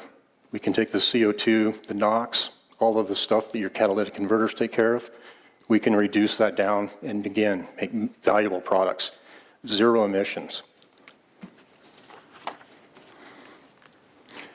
Carbon and graphite products are everywhere. Fancy bikes, fancy cars, hunting, fishing equipment, water, air filters, spaceships, even your hard hat, carbon fiber. But we're interested in the graphite found in EV batteries. Graphite makes up the largest mineral component of an EV battery, and China dominates that market. Currently, we need, right now, 40 times more graphite production than we have by 2030 to meet global demand.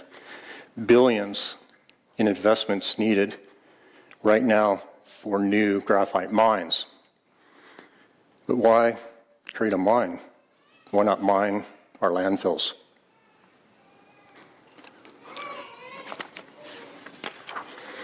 I spent the last 6 months talking about Sheridan with a network of impact investors, telling them about the clear blue skies and the gorgeous mountain vistas.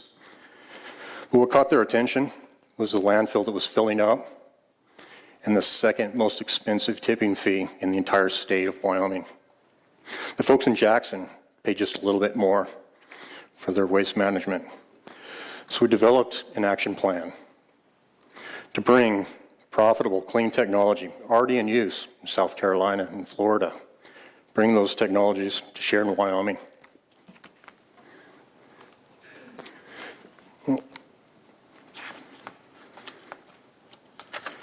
So I met with the manufacturer of the plasma gasifier system, the microwave plasma gasifying system, to gain a better understanding of the operations, the parameters that they need, and what we would need here locally for successful operation.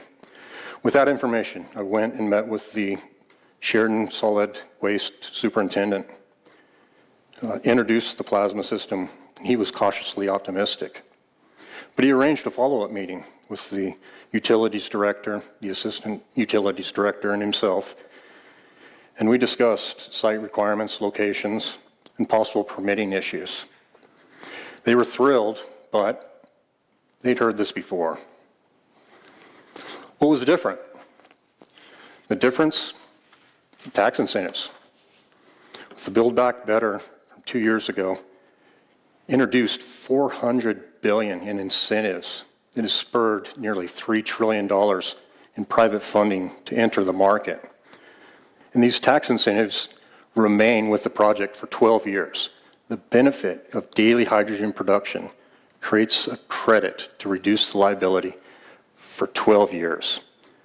That greatly reduces the cost of capital for a project like this and reduces the risk to investors. And to be honest, the microwave systems are just better. Incinerators, they're nice. I can take this lighter, piece of paper. We all know what's going to happen. It's going to light on fire. It's going to burn. That waste will be reduced. But I could catch something on fire. This whole thing could become a blaze. We might have to call the fire department. It gets out of control. Microwave system, you've got your morning cup of coffee. You put that cup of water in the microwave. You could reach a boiling, rolling boil. But as soon as you shut that microwave off, it's done. It's that much control. It's just better than the incinerator and syngas used in fuel and waste to fuel systems. And it's mobile. Our system is built out in 7 shipping containers. It can move with the landfill. Oops. Our growth will be slow. This is a big project. There's permitting, landfills, one of the most regulated industries in existence. And I'm coming from the oil and gas industry. So our first hope, and first we intend to secure a memorandum of understanding, a loose contract with milestones that we enter in with the city, allows us to move forward on registering the entity, the business entity and joint venture. With that, we would also start to submit any applications and permits for co-locating this at the Sheridan landfill. By 2025, we hope to begin site construction. Again, this is mobile, it's portable. We need a small slab-on-grade foundation, which you would most likely find in any shop, in any location here in Sheridan. With the hope to be commissioned in fourth quarter 2025. Now, during that time, I will be beating the streets looking for sales, developing a pipeline and offtake agreement for long-term contracts for this graphite product. Oops, got one more. Our 2026, our first full year of operation. Really excited about that. We're microwaving a bunch of plastic bags by then. With the plan to expand, right now we're at 100 tons a day, maybe 130. We built out the first one at 25. We need to reach that 130 ton threshold. But there's a lot of waste buried that we want. We'd like to go after that historical waste, and we need more capacity to do so. With that, we also intend to approach our second project, most likely in Gillette.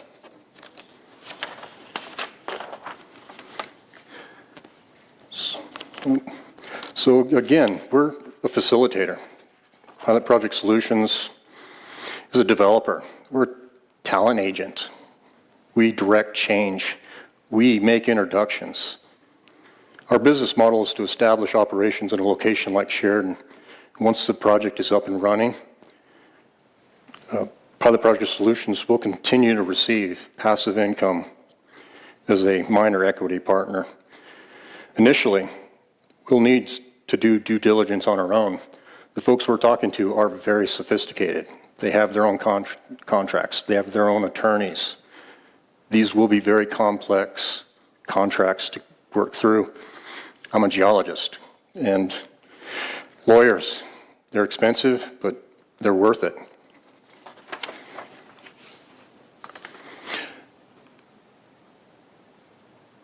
Again, we're boots on the ground.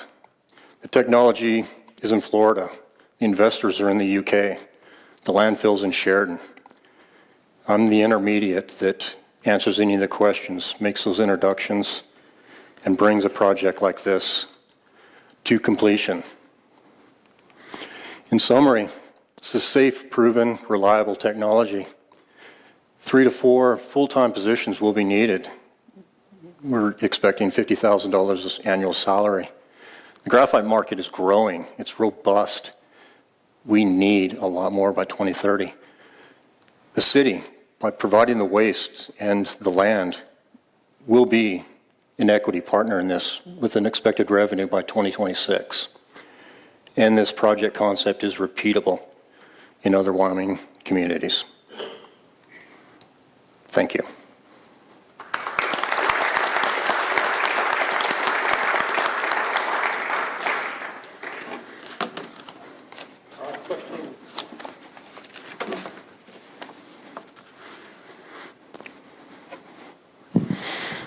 Thanks, Brett. Yes. I think this is fascinating.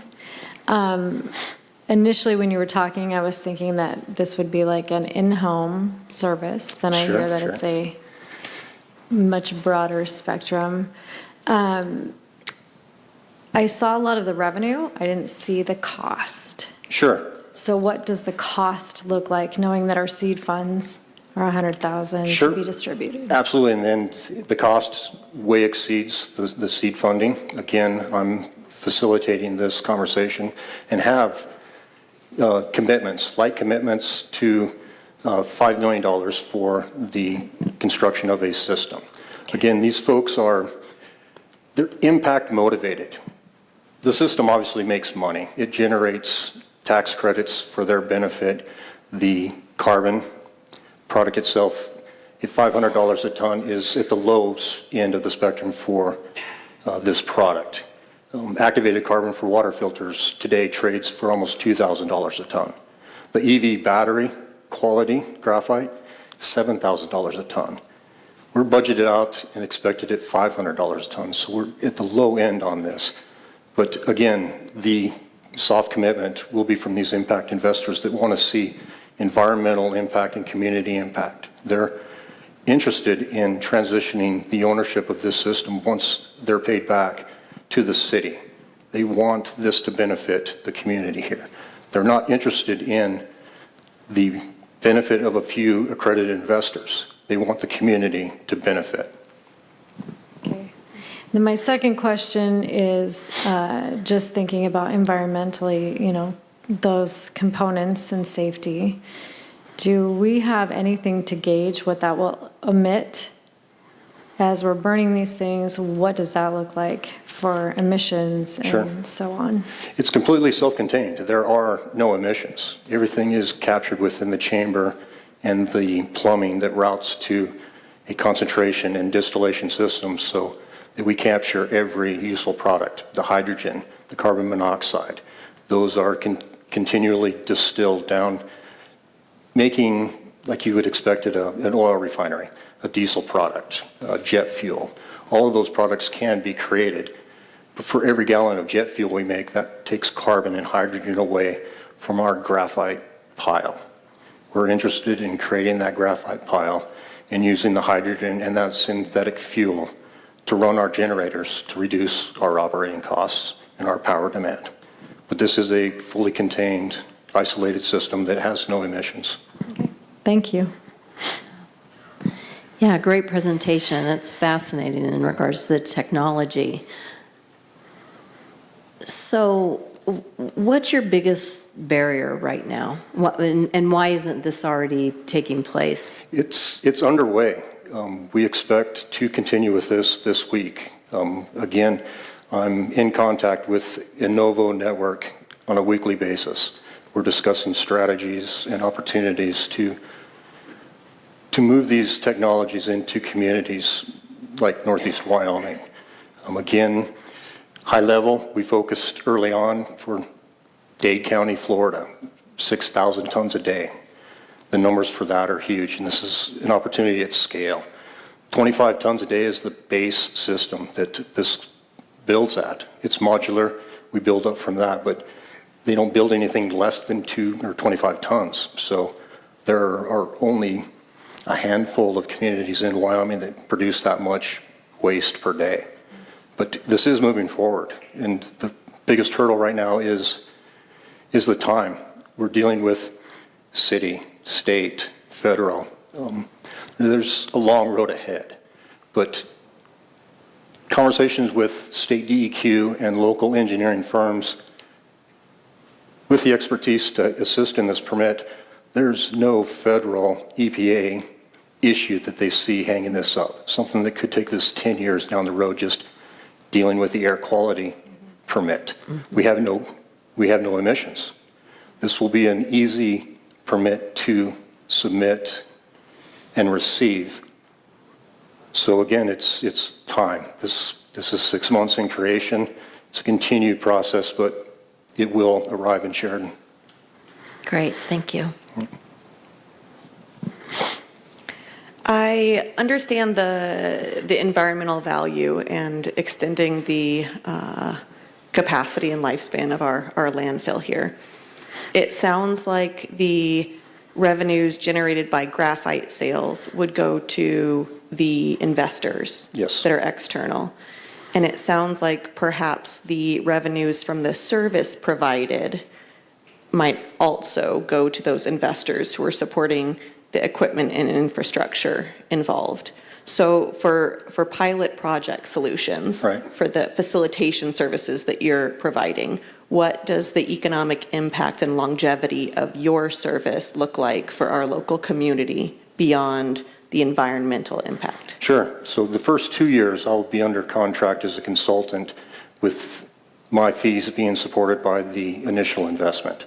That capital investment of $5 million, part of that will go to assist in my operational requirements here locally.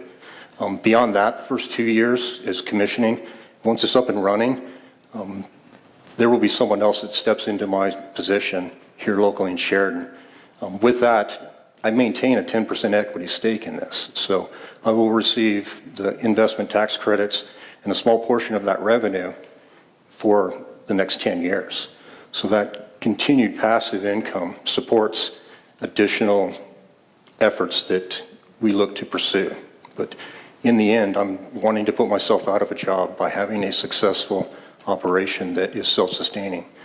And again, the investors have to maintain 5 years of ownership to receive the maximum benefit for the tax credit. These are accelerated depreciation opportunities that require ownership. So they will get paid back. Part of the tax savings that we provide with the tax credits is part of that capital that we will return to them. So we won't be paying them $5 million in cash. We'll be paying $2 million in cash and $3 million in tax credits. So they're willing to accept that tax credit and that diversion from the federal income tax to a local project like this. So again, they have to maintain that ownership, but after that time, they will step down in their equity position and increase the equity within the city for a larger benefit. Thank you. First, thank you. I commend you for trying to do something that's going to make our earth cleaner, better, Sure. especially our local area. Thank you. On that note, does it really work? You said Florida and South Carolina are doing this now. Is Sure. it a lot of different places? I mean, how come everyone's not doing it if it Outside works? the U.S., it's really, well, in the U.S., here locally, even in Sheridan, it's cheap to dig a hole, throw our trash in it and bury it. Very inexpensive. These are high capital output projects that are demanded in island nations, locations that don't have the land that we have here. So Southeast Asia, Japan has 800 waste to fuel systems they're incinerating. They're using an old system to deal with their trash. This is the latest and greatest technology that really has come into its own in the last 5 years. But the concept of creating synthetic fuels and gas from waste product is as old as time. It just is. You burn your trash, you burn wood to make biochar to spread out onto the land for farming. I mean, that was our first effort at this. But as far as the systems goes in the U.S., there's a handful, maybe 100 that are spread out throughout the U.S. These two are specific to this manufacturer. And again, just evaluating the state of the art and the engineering available, we chose this one. Their engineering staff and their capabilities just were above par, and certainly recognizing that their capabilities were greater than the other folks that we had looked at. And then finally, do I need to separate my trash before I send it to the dump? No, absolutely not. Again, we And just... nobody there needs to separate it? It just, No. everything goes? We would shred it. It would come into a holding container to where a shredder would rip it apart into smaller components, but it doesn't need to be separated. We can take every part of trash and ingest it equally. It doesn't matter. An aluminum can and a dirty diaper burns in the same way at 2,000 degrees. If it's not, we turn it up to 5,000. Maybe you have to hit 12,000 degrees to get those forever chemicals, but And my bonus question is, what happens to the plastics, tins, newspaper that I currently recycle in the bin out in Dayton? Does that actually just go straight to the landfill, or does that go somewhere and get recycled? In my heart, I hope it is being put to beneficial use, but we know the realities of the recycling capacities of plastics, and it ends up in the landfill. Okay, thank you. Plastic can be recycled 2 or 3 times before it just is not chemically capable of being made into another piece of plastic. Great job, Brett. Thank you. Did I understand right that the capacity of the unit is about twice as much as the daily input at the Sheridan landfill? 25 tons? 4 times. So daily input's 100 tons. On a big day, they'll reach 130 tons, but we're operating for this initial rollout at 25 tons a day. About twice. So you'll go in and start mining? No, What's we'll already be been- deficient. So 75% will still be going to the landfill Okay. as we build up our I see. operations. But we fully intend to build out the capacity to meet the daily requirements. Okay. At 130 tons, we'll probably need to bring in 150 to 175 to mine that historical land, that historical waste. But once that's removed, once that's processed, we can take that extra 75 tons and move it down the road. Okay. It's not a permanent structure. And just out of curiosity, when you mine that, do you have to filter out the soils, or can you just run it all through? No, that silicate would be that slag that we Okay. collect. So all of that rock, all of that material, it turns to lava at these temperatures. So it falls out to the bottom of that chamber, and again, processed either for aggregate or it's fairly inert. So we can separate all the metals that may be along with that. And it's a glassy piece of quartz. Sure. And then my last question is extremely energy consumptive, a lot of electricity Absolutely. to run this. And I keep hearing about the possibility of 29% electrical rate hikes. Sure. Has that been factored into your? It is, and as sticker shock as that is, we still have very inexpensive electricity here in Wyoming. San Diego, we're at 58 cents a kilowatt hour. Hawaii, we're almost $1. This system was designed for those locations so that it produced its own power. It took that synthetic gas, that hydrogen, that's part of a hydrocarbon, part of an organic molecule. That hydrogen we use and cycle that into a gas-fired turbine and make our own power, recognizing that the power demand, and it is, it's a lot, but we're operating a 15 megawatt gas-fired turbine with the fuel that we produce. Okay. So we have to use grid power first. You've got to prime the pump, got to get it going, but once those exhausts start entering into our system, in our distillation, we can be self-sustaining in our fuel production and energy generation. Thank you. All right, Brett. All right. Great. Thank you. Thank you.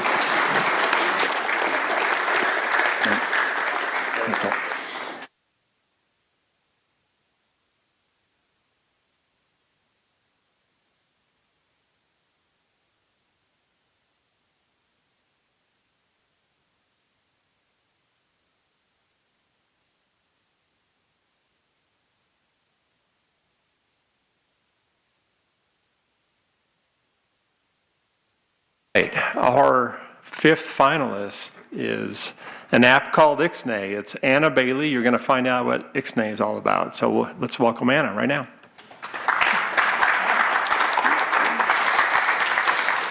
Thanks for being here tonight. Oh my goodness, that's so loud. I appreciate you all being here. I know this is a long night, but this is so much fun, and I'm so excited, and I'm so impressed with the other contestants. Like, wow, like you guys have done a great job. So you're going to be a tough act to follow, but I'll try. So my name's Anna Bailey. Grew up in Wyoming, lived here my whole life. Grew up in Little Wheatland where the wind never stops.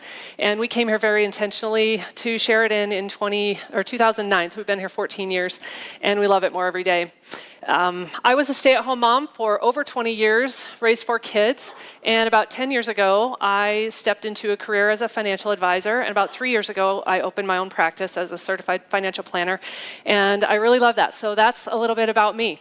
My husband is very entrepreneurial, so I've always supported him in the background with his businesses, and I've had a few ideas of my own, and this is one of them that I think might get some legs. So.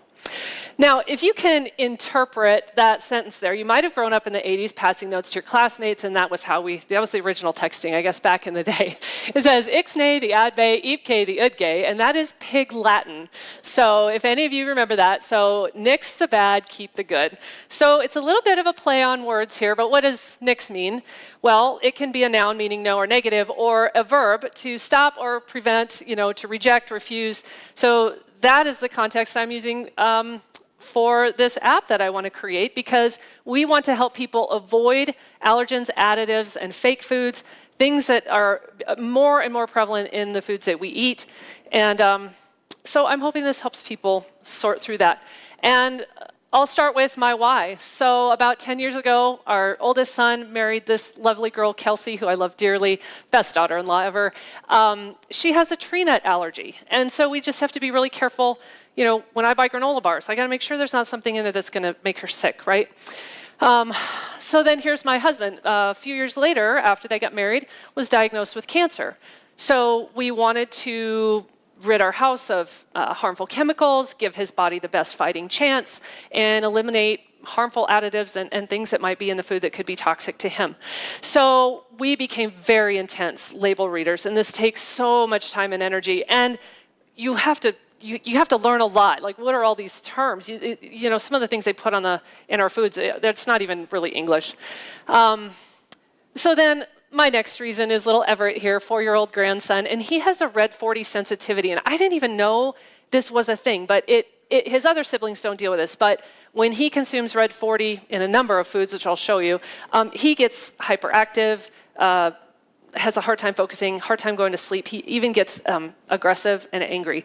So, and apparently this is really a thing, even though red 40 is an FDA-approved ingredient. And look at all the foods it's in. So try having a 4-year-old avoiding all of these foods, right? There's a lot of them. This is a small list.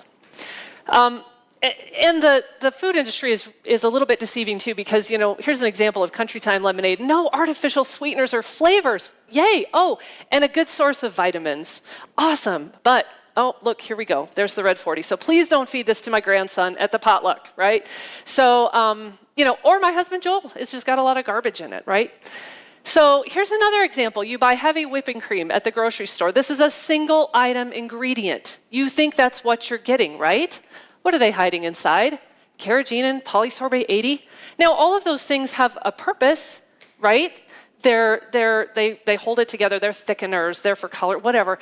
But are they good for you?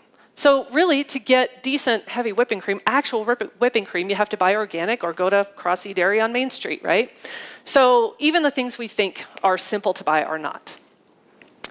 And then, to make things worse, there are a lot of things, a lot of foods, a lot of ingredients legal in the US that are not legal in Europe, if you can even pronounce them. So, try understanding what all those do. Try remembering all of that. So, what's a consumer to do?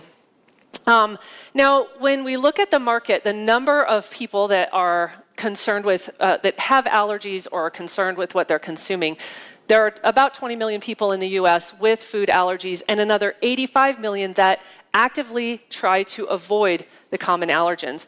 And this group spends roughly 19 billion more per year for substitute products or organic, trying to avoid those harmful chemicals. And they also say that reading labels is very time-consuming and frustrating, like myself. So another trend that we see is the shelf space of organic in grocery stores and the rise of Whole Foods, natural grocers. So 82% of Americans have organic food on their shelves. So this tells me that people are becoming more aware of what's in the food. They're seeking better solutions. Also, there's a huge demographic that is increasing in special diets, keto, vegetarian, paleo, things like that, Mediterranean diet. So it was a 39% of people of the US in 2021. It's grown in just 1 year to 52%. So people are dialing in their preferences like never before. So when I first thought of this app, I had MyFitnessPal, right? It counts your calories, it can read a label, and it'll tell you your macros, things like that, simple things. So I thought, well, why can't we scan a barcode and find out the ingredients? So several years ago when I had this idea, there was nothing out there. Fast forward a few years, now there are some, and recently I've done a lot of research on these apps, because I thought maybe I missed the boat on this. Well, in my experimenting and research of these 6 to 7 apps that I tried out, really about all I could find that was in the wheelhouse. One was really expensive. None of them had really sharing capabilities. One of them was just allergy focused, so you couldn't exclude other options. Like food chemicals and things. One of them you couldn't save your history. One of them just gave flat incorrect results. Bad recommendations. One of them told me not to consume organic applesauce. I mean, what's wrong with that? So, and then one was for restaurants only. Now, I did find my top 2 that did have some really great features, but I still see ways to differentiate my app. So the top competitor is Yucca. It's number 8 in health and fitness, has a great rating. 40 million, I should have said downloads there. I think it's 27 million users and 40 million downloads. Database of 2 million products. So this is the cool thing. So this is the really good news. They expected 10,000 users in the first year, and they hit 1 million. So if that doesn't tell you the demand for this type of thing, because on their app you scan and then it gives you a rating for the food you're looking at. Still doesn't quite dial in the way I would like to. It doesn't have call outs for ingredients. So there's still more they can do that I want to do with mine. You can't create profiles with Yucca, and you can't export the data. So there's another thing. I thought, well, what's the point of having this on my phone if I can't share it with a teacher or a caregiver, or I'm going to someone's house for dinner, and I can say, hey, do you have a Nix list so I know what to bring or not to bring? Wouldn't that be great? And what if we could incorporate that into the English lexicon, right? Share a Nix list, right? So a way to export that data, I think, would be so helpful. Then it's not just stuck in your hand. Others can be helpful in your healthy journey. Fig is another app. It has about 1 million users. It dials in preferences fairly well, but the accuracy really isn't that great. It allows up to 5 profiles, so that's good. Something I want to do with mine if you do the paid version. But you have to actually share your login information, like your username and passcode, to share any of it. So that's really not sharing, is it? That's a little too invasive. So we want to be friendlier than that. So Isaac Campbell, he builds, mock-ups, prototypes before they would go to an app developer. So I've worked with him a little bit. So admittedly, we are in the very early stages of actual design, right? We're experimenting. We're trying on, some features and seeing what's most appealing, right? And so we would have a scan feature, and I'm still just drawing some of this out by hand. But what I would really love to do, here's Bailey household, we've got Everett on there, Kelsey. If I go to a book club, and we have someone that's gluten intolerant, I can remember that in the NIC. They'll have a NICS list. McKenna's classroom. David and Nina family, that's my brother, and his family, they're trying to avoid seed oil. So I'll get to another screen here in a minute about that.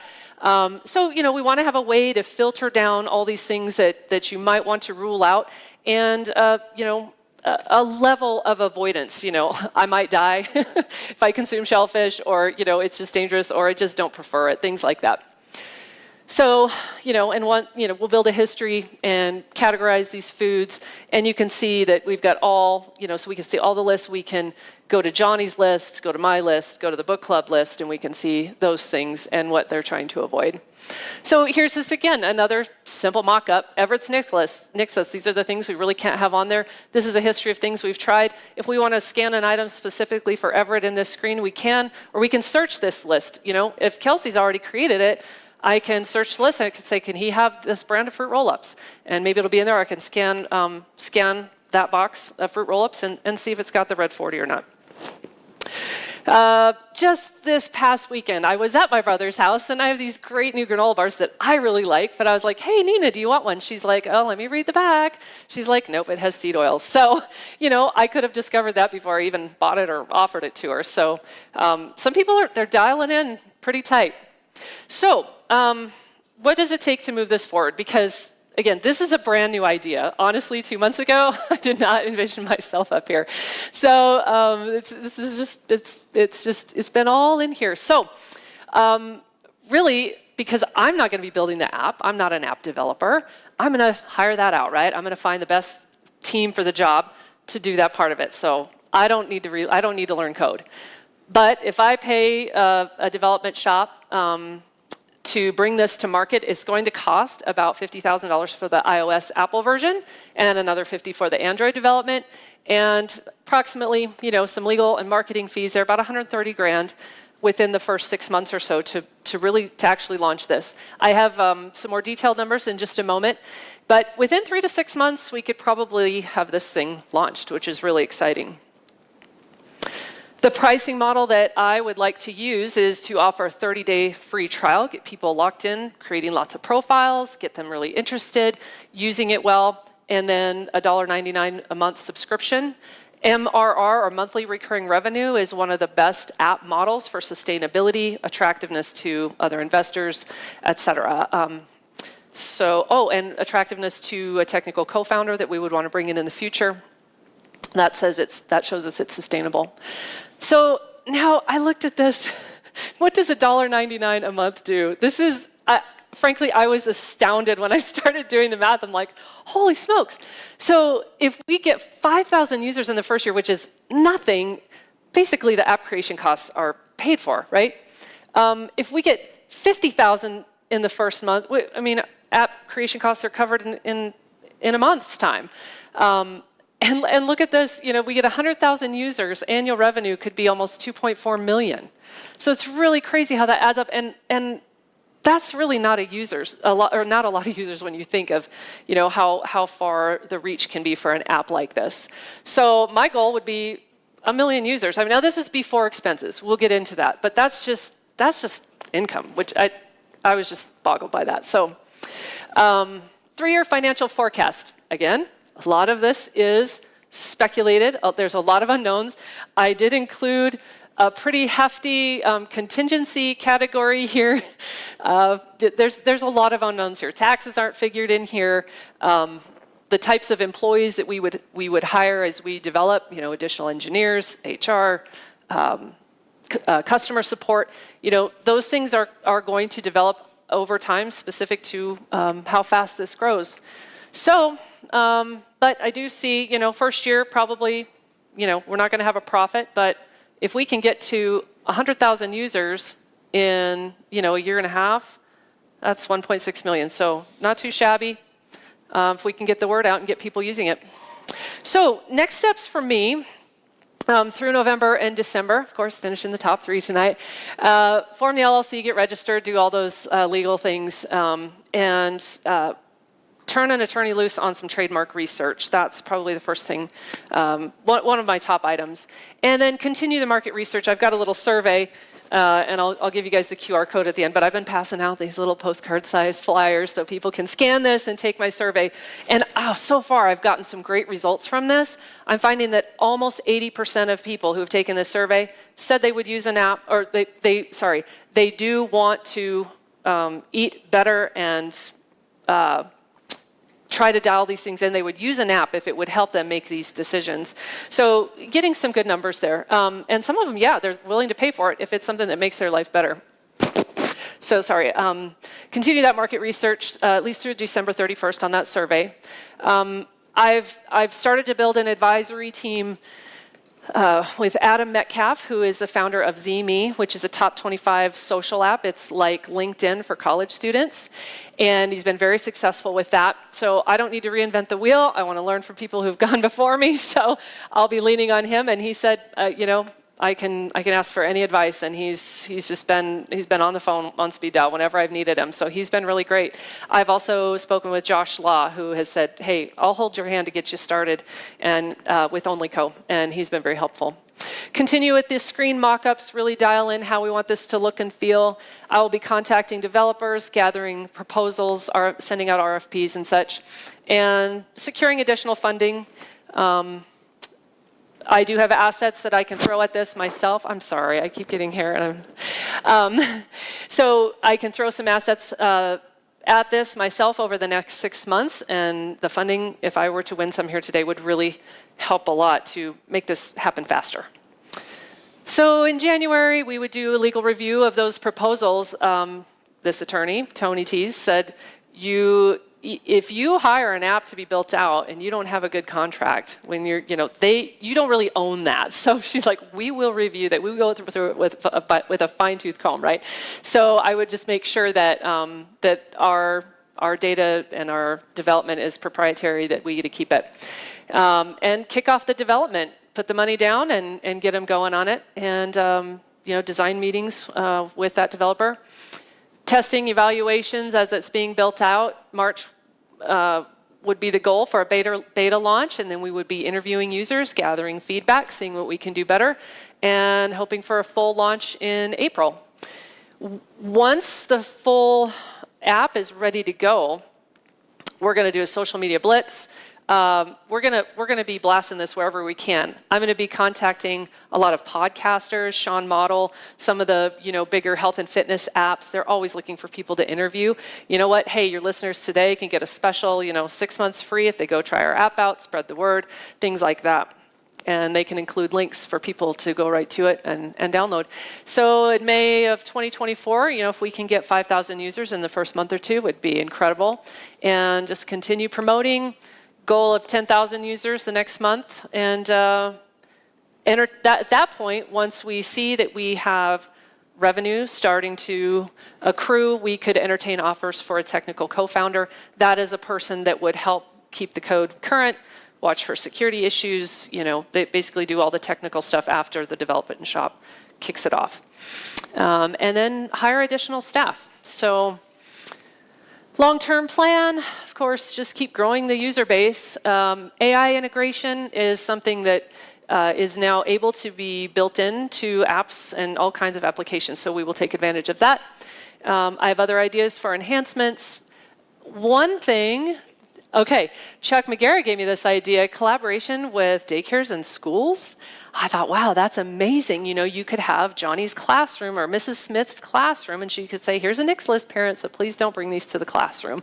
And it would be easy to search on the app when you go to the grocery store. So, continue to expand paid staff and leadership positions. By 2026, I'd love 500,000 users, and we'll just keep enhancing and moving forward.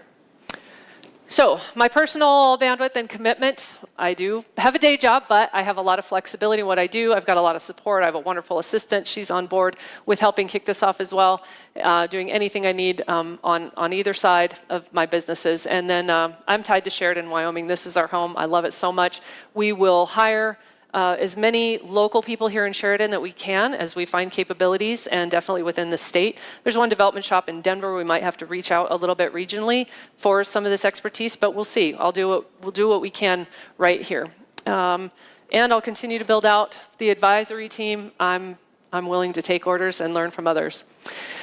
So thank you very much to everyone on this list. I can't even tell you how much some of these people have just invested, and the other contestants can, as they've said as well, have given so much help just as volunteering. And my husband, my awesome family.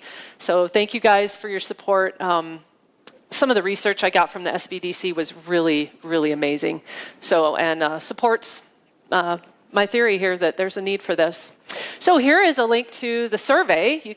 I give you permission to get your phones out right now if you want, and link to that QR code. And if you can't get the QR code, we've got an address right here. We'll leave this up for a little bit. And I do have, if you want to grab one of those little postcards to take home with you, I've got some of those as well. So thank you again, Anna Bailey. Thanks.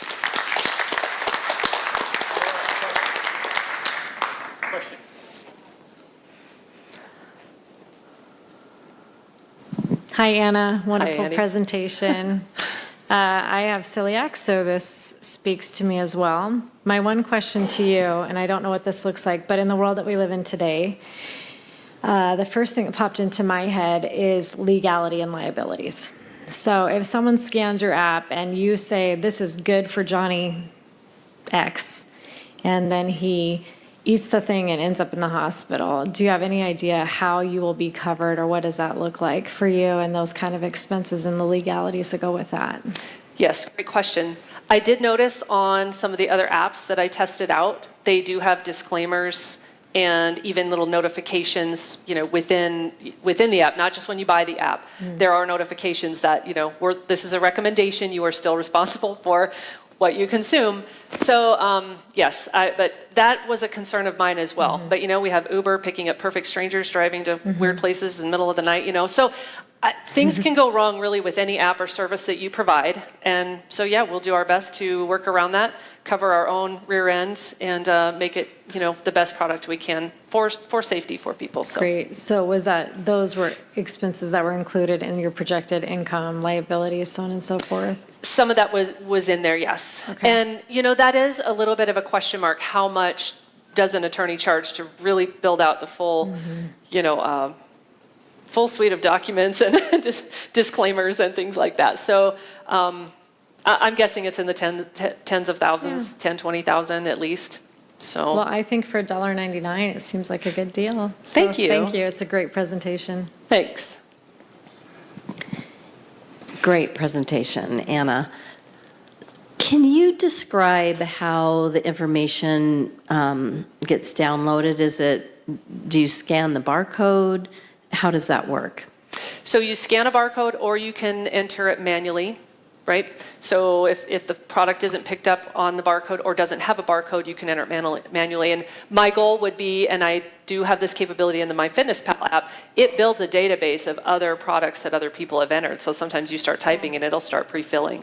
So we would integrate our data the same way. I mean, I would love to have that feature. So the more users you have, the more data you have to draw off of. Yep. Okay, great. Yes. You mentioned $1.99, and I agree that that's a great value, but how did you land on that as your monthly subscription? Initially I thought, what would I pay for this? What would it be worth to me? And as the market research has gone out, with the QR code, people have confirmed that about 50% said that was an amount they would be willing to pay, or you could do, discounted annually. So I think it's a fair price. Thank you. Anna, what's the current range of the apps that you've looked at? Price-wise? In terms of, subscription. There were a couple that were quite a bit more than that. There was one that was $7.49 if you pay monthly, and $50 a year. Yucca was a one-time. They offer, you can pay more or less, like $8 to $18 per year. There were a couple that were free, but they were garbage apps. I mean, they just weren't, yeah. And there was one that just wasn't really clear about its pricing until you started building, like entering your information. Then it pops up, So some of them don't have a lot of integrity in their pricing, I think, or at least one of them was really bad that way. But so I think we're definitely in the range of our competitors.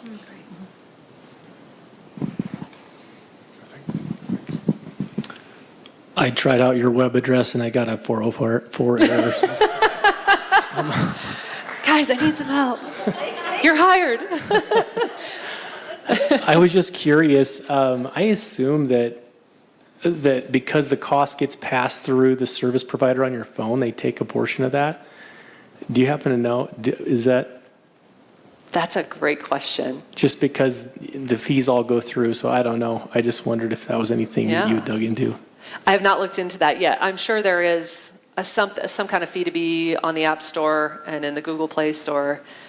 That'll be part of my research in the next month or two. Thank you. Yes. I was just going to ask about the App Store. I don't think you mentioned what the cost is of that, what their take is, and those guys over there might be able to tell the answer, but I don't think it's 0.5%. About 30%. 30%. Yeah. So Great. 15 Thanks, to guys. 30%, they said. Yes. So I think that was one thing. Fantastic. You're a go-getter. You can see it. This is a very new idea, and I think you did a great job showing the type of energy that needs to be put into something like this. I have lots of questions. We don't have time. The one thing in your app, you said you tried out 6 to 7 different competitors. 7, I think have you tried out more since then? When you download an app and it suggests additional apps, and in looking through those, some of them just are for restaurants only, some are just, I guess I'd say, I Googled it and I found a couple others that weren't on your list. Okay. And that were interesting. I was like, oh, she needs to look at these. Absolutely. Anyways, fantastic job and Thank best you. of luck. Anything else real quick? All right. Thank you so much.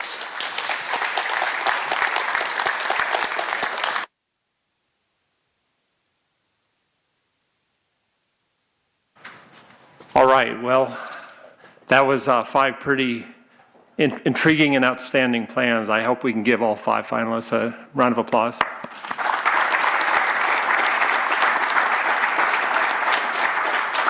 All right, so now for your dedication in reviewing all these plans, for those that you are in the live audience, we will have amazing scrumptious drinks and food out in the lounge. I would really encourage you to take advantage of those. This is your opportunity to meet each of the 5 finalists. Ask the questions that came up for you during these presentations.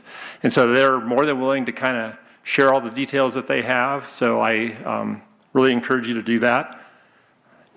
And Anna took my clicker. So I have the audience choice. Everyone needs to vote audience choice. So here we go, right here.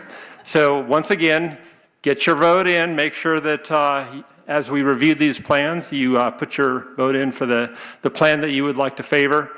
And then for those of you online, we're going to sign off. Next year, please be here in person, and you can take advantage of the wonderful reception that we have for the finalists. But please get your vote in as well. And thank you for attending the 2023 Sheridan Startup Challenge, and we appreciate all your support of our program. Thank you. You're excused to the reception.